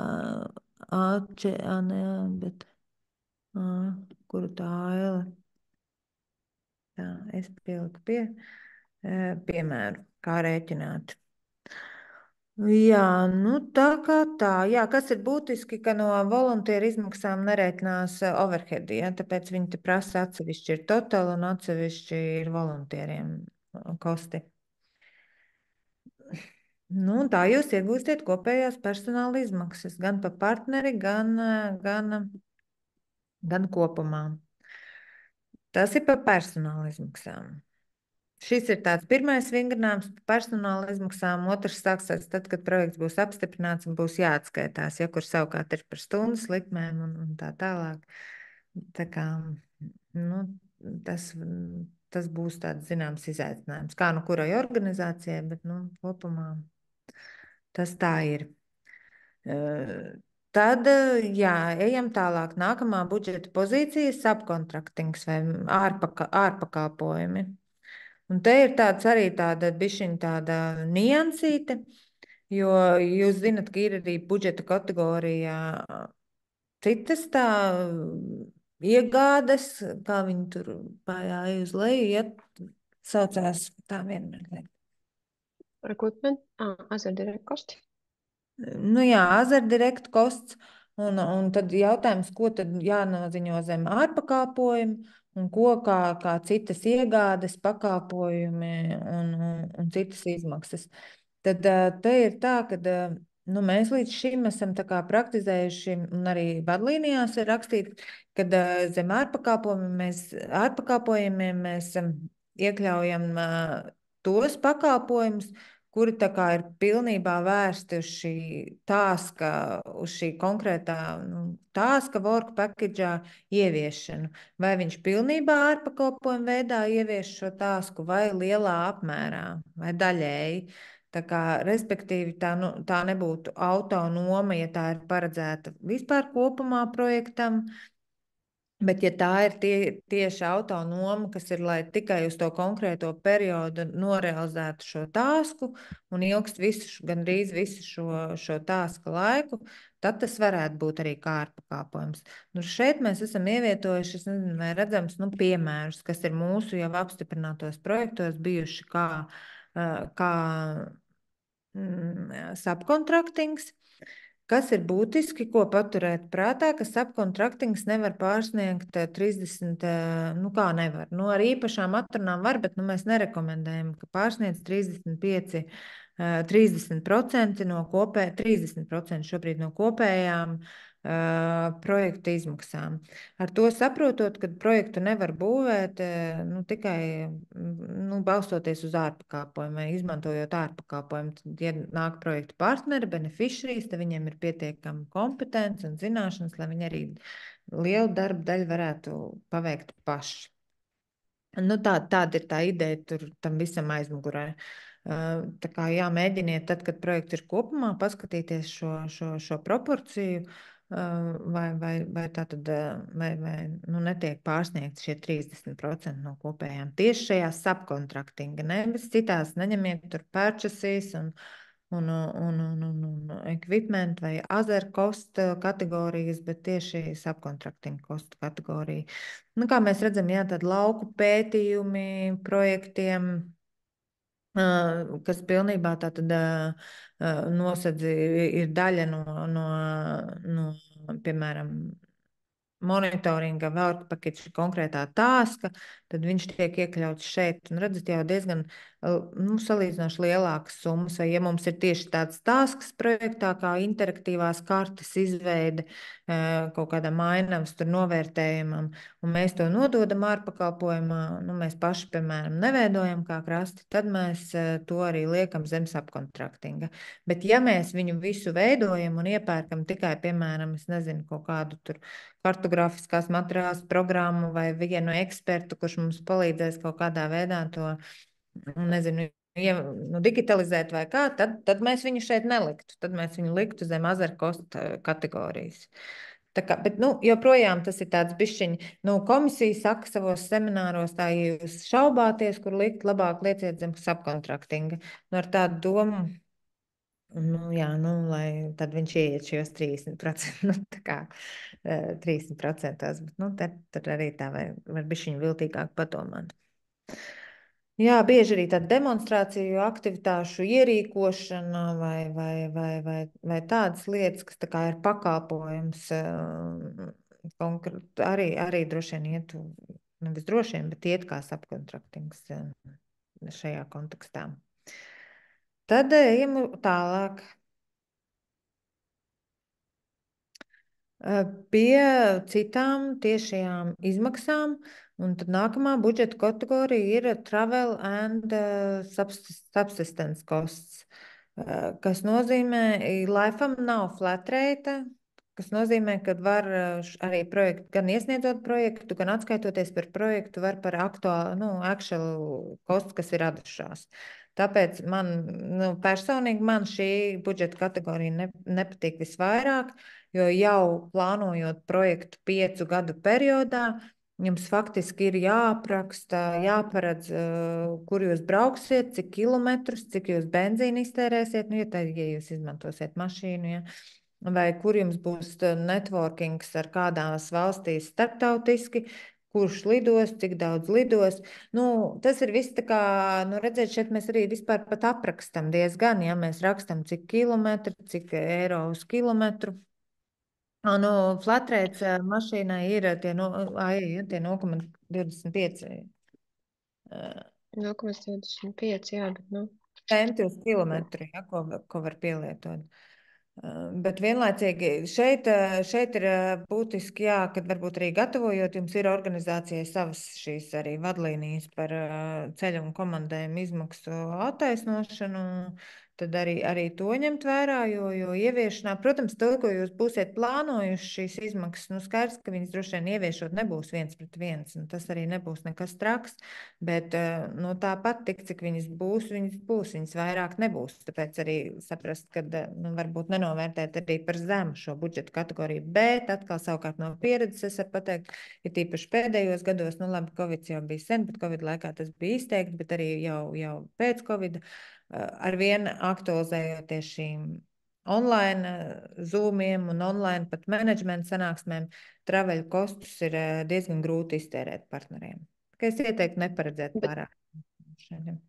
Bet Eiropai arī šī sadaļa nepatīk, ka viņa ir ļoti liela, jo citas starpā viņi arī piedāvā visādus variantus, ka jums nevajadzētu tik daudz lidot, jums vajadzētu izmantot vilcienu satiksmi, jums nekādā gadījumā nevajadzētu braukt vienam, jums jāplāno braucieni, ja mašīnā ir 5 vietas, tad lūdzu piepildiet viņas 5, nevis katrs brauc ar savu mašīnu. Restīvi tā traveļu sadaļa ir ļoti liela, viņa nedrīkst būt konceptuāli. Tas bija tas, ko es gribēju. Jā, ļoti pareizi. Redziet, te bija arī jautājums čatā par detalizāciju. Nu, pietiekami detalizēti, jo patiesībā sakot, par traveļiem mums ir nākuši jautājumi, jā, no komisijas lūdzam pamatot, kāpēc tur tik daudz vai kāpēc tur tik dārgi, jā, nu tā kā.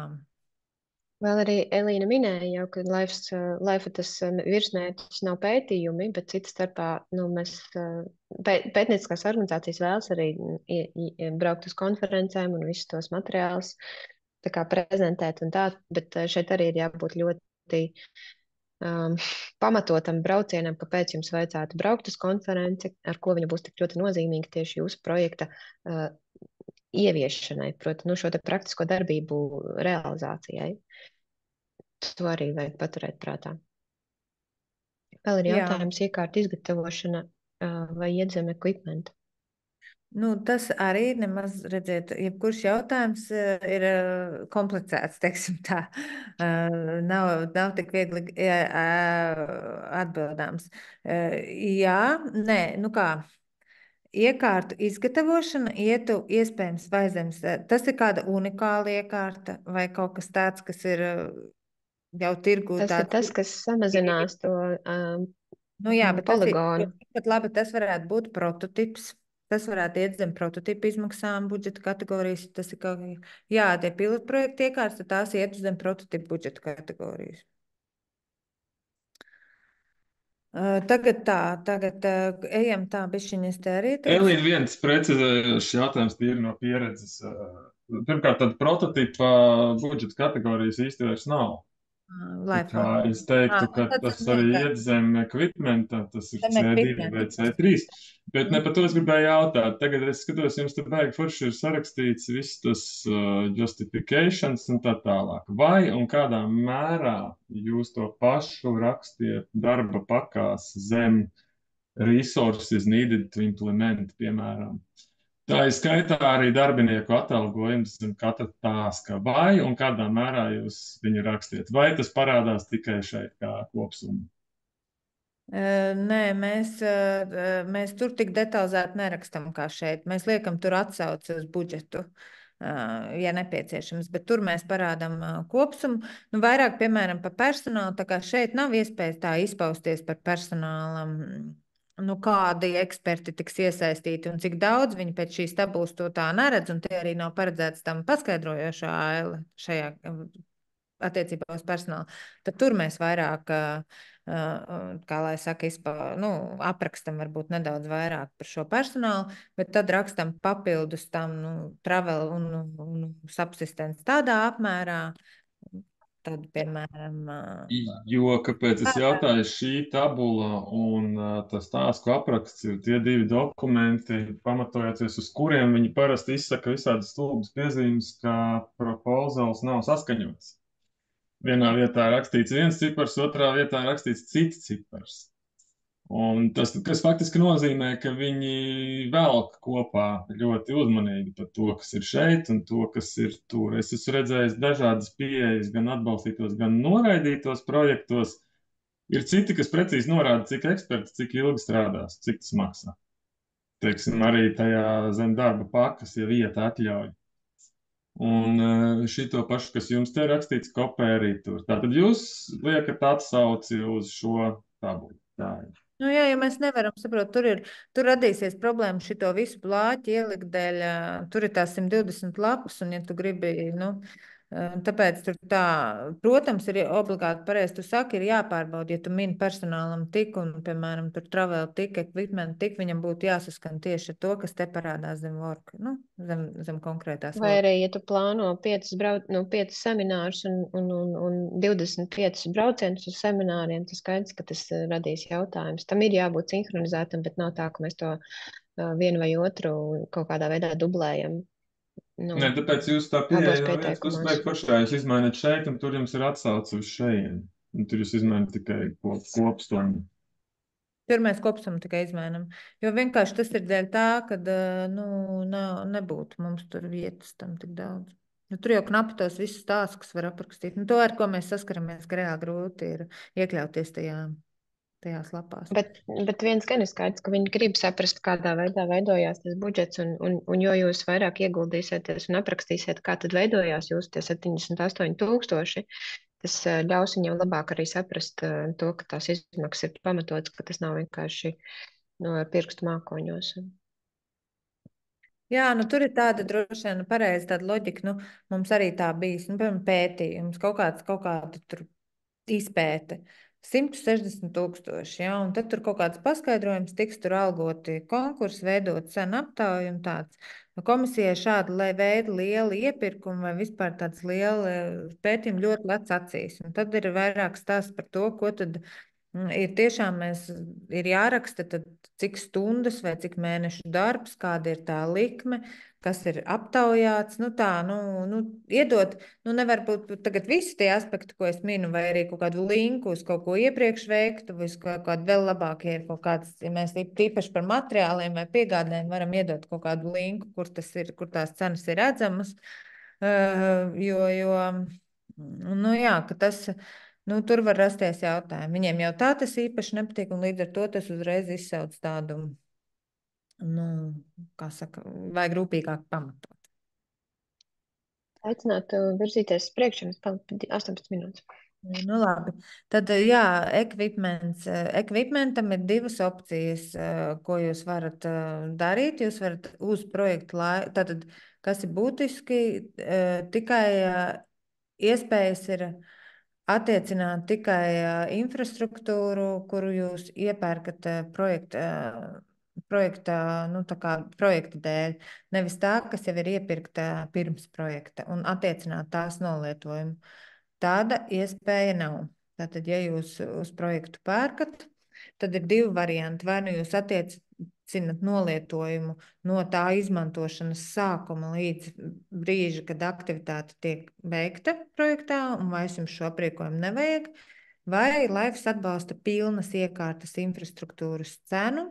Tas ir standarta rīcības projektiem, tur arī vajag pārbaudīt, bet principā saprojektiem pilnu iekārtas cenu, bet tur būs jāsniedz apliecinājums, kad šīs iekārtas vai infrastruktūra tiks izmantota vismaz 5 gadus līdz projekta beigām vai līdz iekārtas dzīves cikla beigām tam pašam mērķim. Respektīvi, es nezinu, kaut kāds traktors vai kaut kas tāds, vai kaut kas kāda iekārta atkritumu tur pārstrādē, ka viņi turpinās vēl 5 gadus pēc projekta izmantot tieši šim pašam mērķim. Jā, un aprīkojums ir kā pamatlīdzeklis. Tas, kas ir ekvipmenta pozīcijā, tas ir jāreģistrē partneru pamatlīdzekļu kontā atbilstoši un jāveic tā amortizācija atbilstoši grāmatvedības nosacījumiem. Tad tas ir par aprīkojumu pozīciju. Nu, un tad te ir šī lieliskā pozīcija, faktiski, kur iet viss pārējais, Azure, Goods, Works un Services, kur mēs tad runājam, kā tas nepārklājās ar ar šo subkontraktingu pozīciju. Nu, kas tur ietilpst? Tur ietilpst viss cits, kas neietilpst nekur citur. Ja?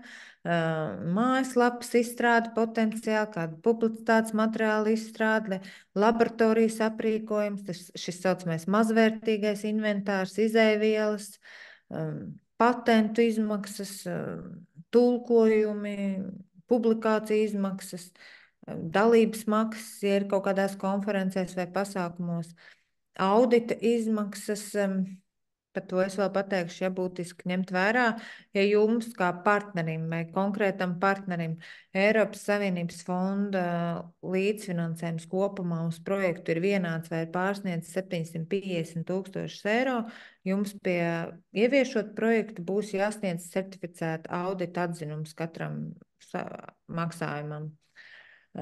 Vidusposma maksājumam un noslēguma maksājumam. Un tāpēc jūs varat zem azar kostu kategorijas paredzēt šim audita pakalpojumam izmaksas.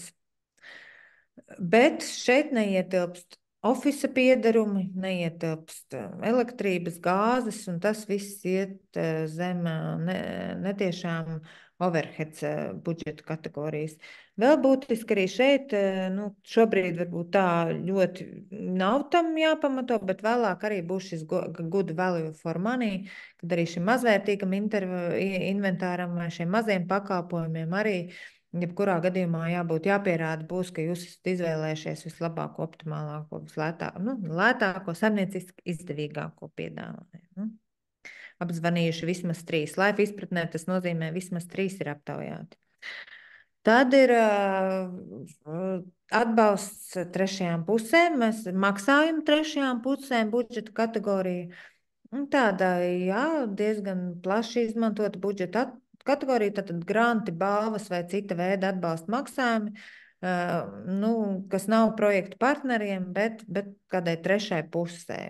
Piemēram, kaut kādi granti vietējām iniciatīvām, tur ilgtspējas, lai projektu rezultātus pārnestu tālāk, jūs kaut ko izmēģināt, pie sevis tas labi strādā, kā lai nodrošina šo pārnesi, replicability, uztais šādu grantu schēmu un iespēju pieteikties kaut kādām kopienām vai citiem uzņēmumiem vai kādām nevalstiskām organizācijām un tā kā ieviest kaut ko līdzīgu, tādu pašu. Tā jūs varat arī, tas faktiski ir diezgan labs veids, kā šo budžeta kategoriju sasaistīt ar šo obligāto nosacījumu par pārneses nodrošināšanu, vismaz nacionālā līmenī.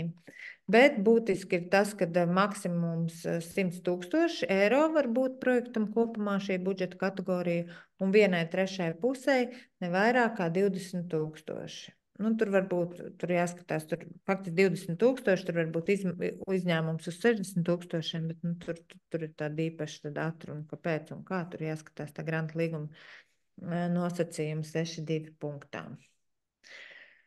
Jā, tas ir svarīgi. Ja šādu budžeta kategoriju iekļauj, tad būtiski saturā atkal savukārt ir aprakstīta uz kādiem principiem, ka tā nauda netiks dalīta tāpat, bet vai nu projekta laikā, vai tagad jau pirms projekta izstrādes jābūt tādiem precīziem kritērijiem, kuri varēs pretendēt, kādās būs procedūras, kāda būs šī maksājuma kārtība, tādas svarīgas lietas, lai it kā nodrošinātu vienlīdzīgas principi, ja? un tādu pārdomātu šo Eiropas komisijas naudas tā kā izdali ārpus partneriem.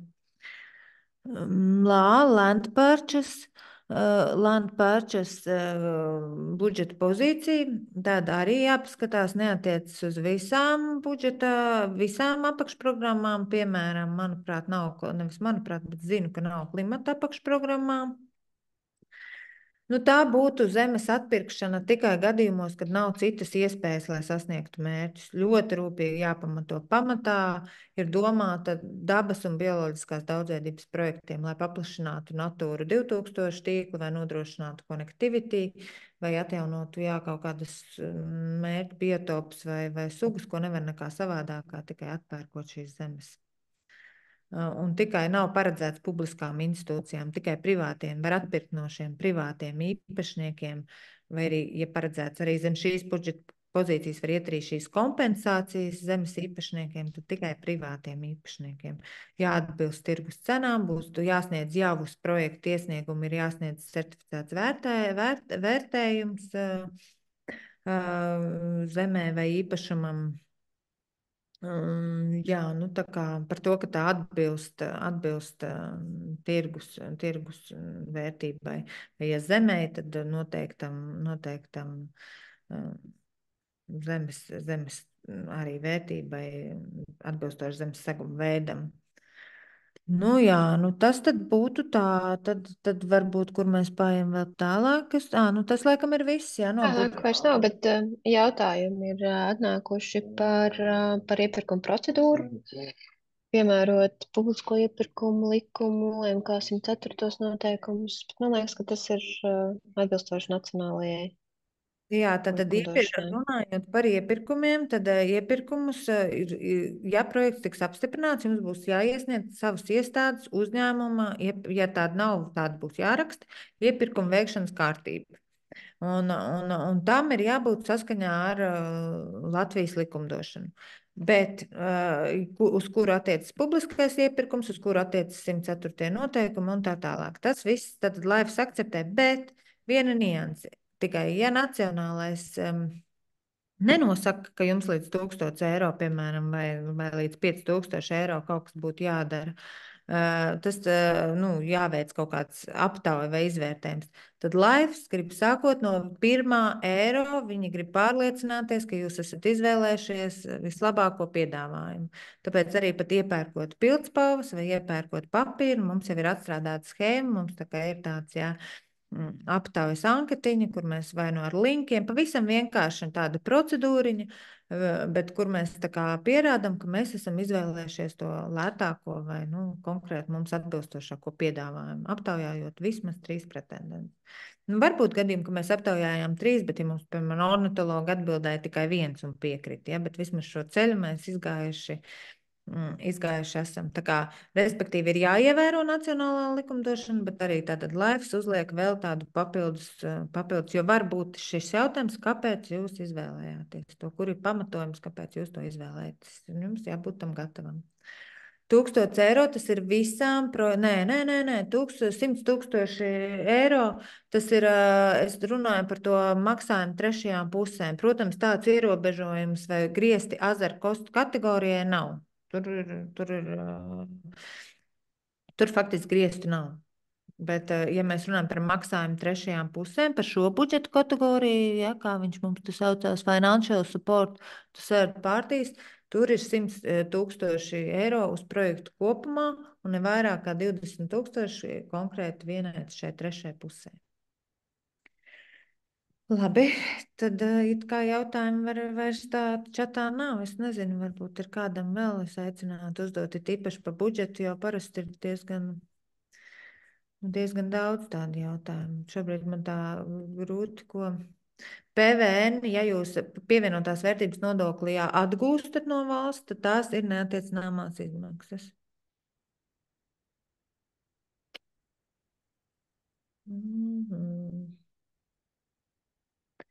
Varbūt vēl kas ir, es nezinu, Jāni, varbūt tu vari padot man kādu ideju, ko es neesmu pieminējis būtisku aspektu kādu. Nē, es šeit tu visu pastāstīju. Vismaz tādos vispārējos lielos vilcienos, tad mēs varētu runāt par kaut kādiem specifiskiem jautājumiem, kuras, starp citu, arī ir. Es gan biju cerējis, ka tie būs vairāk un pēc būtības ar ne tik tehniski. Es droši vien gribētu tev palūgt, lai tu pastāsti par baseline. Es varu no savas puses, tev vēl 5 minūtes tev ir.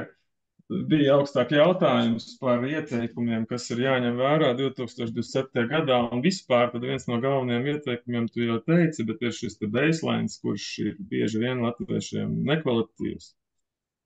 Un tā rezultātā tur nav neviena skaitļa, vai skaitļi ir ļoti maz un vispārīgi. Nav definēta ne mērķa auditorija, ne mērķa vieta, ne mērķa tirgus, kurā tiks veikts šīs izmaiņas. Attiecīgi indikātori neko neparāda. Nevar Eiropas komisija konstatēt, tad kādā apmērā kaut kas tiek uzlabots. Šis ir tas pats būtiskākais. Es pat teiktu, tā pirmā sadaļa kurā ir jāraksta vispārējā projekta problēma un baselines ir pati būtiskākā. Un tā ir tā, kur visi kļūdās. Iespējams, tu vari pateikt kaut kādu savu know-how, bet tāpat tur bija jautājums par to, tas pamatojums nāk no kurienes, no pašiem, no zinātniskām publikācijām vai vēl kaut kur. Nu, tad ir redzēts, manā pieredzē dažādi projekti ir, kas paši taisa pētījumu pamatot, un tas tiek uzskatīts par labu esam. Ir tādi, kas atsaucās uz kaut kādiem neseniem pētījumiem, citiem ar atsauci jau konkrēti norādot un zinātniskām publikācijām, lai pierādītu problēmas mērogu. Jo es no savas puses varu pateikt, ka veiksmīgie laiši ir tie, kas paši bez mazliet uztaisa problēmu, nevis uztaisa viņu tur ir, bet parāda, ka tā problēma ir, ka tā ir būtiska šajā mērķa vietā un ka tas projekts tomēr sniedz būtiskus uzlabojumus vai nu nozarē, vai nu valstī, vai nu ideālā gadījumā vairākās valstīs. Un tie parasti arī tiek finansēti, jo tikai tiem var izrēķināt value for money projekta griezumā. Teiksim, es runāju ar Eiropas komisijas cilvēku, tad viņš teica, ka, nu, ja man noliek blakus divus vienādus projektus, kur viens grib pārstrādāt nepārstrādājumu plasmas un vienam ir tur x tonnas, otram ir x plus 1 tonna, viens maksā 10 miljonu, otrs 8. Atbalstīšu tos, kas maksā 8. Jo es varu novērtēt, cik daudz eiro man ir jāieliek par 1 tonu neapraktu atkritumu. Man šķiet, ka ja jūs paturētu prātā šāda tipa algoritmu, tad jums vieglāk arī būtu konstruēt to ideju. Varbūt to tu vari no savas puses arī pateikt, kā tas baselines veidojās. Ne, tu jau arī ļoti labi pateici, jā, tieši tā arī ir tāda lielākā problēma, varētu teikt, Latvijas projektiem, jā, šis problēmas apmērs. Un, ja mēs arī sakam, ka kaut kāds procents minam vai tur, es nezinu, hektārus vai kilogramus vai kubikmetrus, tad svarīgi, pret ko mēs to mēram. Jā, mēs arī paši esam saskārušies gan atkritumu nozarē, gan dabas un bioloģiskās daudzveidības nozarē, kad nav varbūt tik precīzi tas baselines uz to doto brīdi, bet noteikti aprakstot vai veidojot, ir tieši tā, ir jāatrod kaut kādas, nezinu, politikas nostādnes plāni, publikācijas un jāliek šīs atsauces projekta iesniegumā, pamatojot to. Un tad, kad jūs rakstat, kad jūs par tik un tik procentiem uzlabosiet vai attiecīgi samazināsiet, jā, kāds ir mērķis, arī tad, tur, kur ir metodoloģija vai arī monitoringa aktivitātē, tomēr nedaudz ieskicēt, kādā, lai neizskatās, ka jūs galīgi esat ambiciozi bez pamatojuma. Jā, vēlāk būs droši vien ieviešot projektu, būs tur jālauž galva, kā sasniegt to, kas ir apsolīts, jo tas gan, ja, kad tie indikātori un rezultāti nav maināmi projekta ieviešanas laikā. Tas, ko jūs apsolat projektā pieteikumā, tas ir jāsasniedz. Ja ir noslēgts grantu līgums, tur var būt, es nezinu, ja kaut kādi galīgi ekstrēmi neparedzami apstākļi, jo uz tā balstoties komisija ir iedevusi to finansējumu. Un tad ir jautājums, kā. Mums ir bijis, ka kaut kas ar teritorijām, ja tās vairs nav iespējams tajās to realizēt, tad mēs meklējam citu, mainām demonstrācijas vietas, mainām pilotvietas, bet jebkurā gadījumā sasniedzam to, kas ir apsolīts. Par to baseline tā runājot, man tagad tā grūti, bet tiešām padomāt, iedot Latvijas projektiem ir ļoti būtiski iedot to mūsu kontekstu kaut kā nedaudz. Piemēram, ja mums pašiem ir bijis plūdu novēršanas projekti, ja, būtiski, ja, kas saistīti ar ūdens kvalitāti un cilvēku dzīves kvalitāti, tad jā, varbūt tās platības tad tādā Eiropas kontekstā tas nav daudz, tās nav lielas, bet tieši kaut kā pielikt to svērto svaru tam, ka tieši tajā konkrētajā teritorijā tas ir vitāli svarīgi. Un tad mēs pievelkam visu citu, ja, kad gan cilvēku, gan bioloģisko daudzveidību, tad šai problēmai kādu postījumu nodara. Un visu mēģinam tā skaitliski definēt, uzskaitīt vairākus šos faktorus, un jau tādā Eiropas līmenī cenšoties, ja, varbūt tas salīdzinoši tas cilvēku skaits nav tik liels, ja, bet tai pašā laikā šīs teritorija nodrošina tur tādu un tādu funkciju, ja, kas ir jau atkal būtiski kaut kādā mērā Eiropas līmenī. Tur bišķiņi ir jāpadomā tā gan radoši, gan arī kā to kvantificēt kaut kādā mērā. Jā. Paldies, Elīna. Es skatos, ka mums citu jautājumu nav. Tā arī vai nu tu visu visiem ļoti labi paskaidroja, vai mums no rītdienas sāksies papildu jautājumu bums e-pastā un telefoniski, bet nekas. Mēs ar Jantam esam pieejami. Un, ja tiešām nevienam vairs jautājumu nav, mēs esam perfekti iekļaujušies laikā, tieši 2 stundas. Un, pirmām kārtām liels paldies Elīnai un Aijai.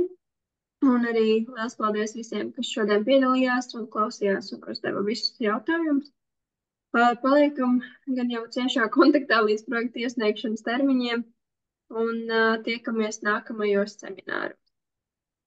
Paldies un uz redzi! Paldies, visu labu! Paldies, visu labu! Tā.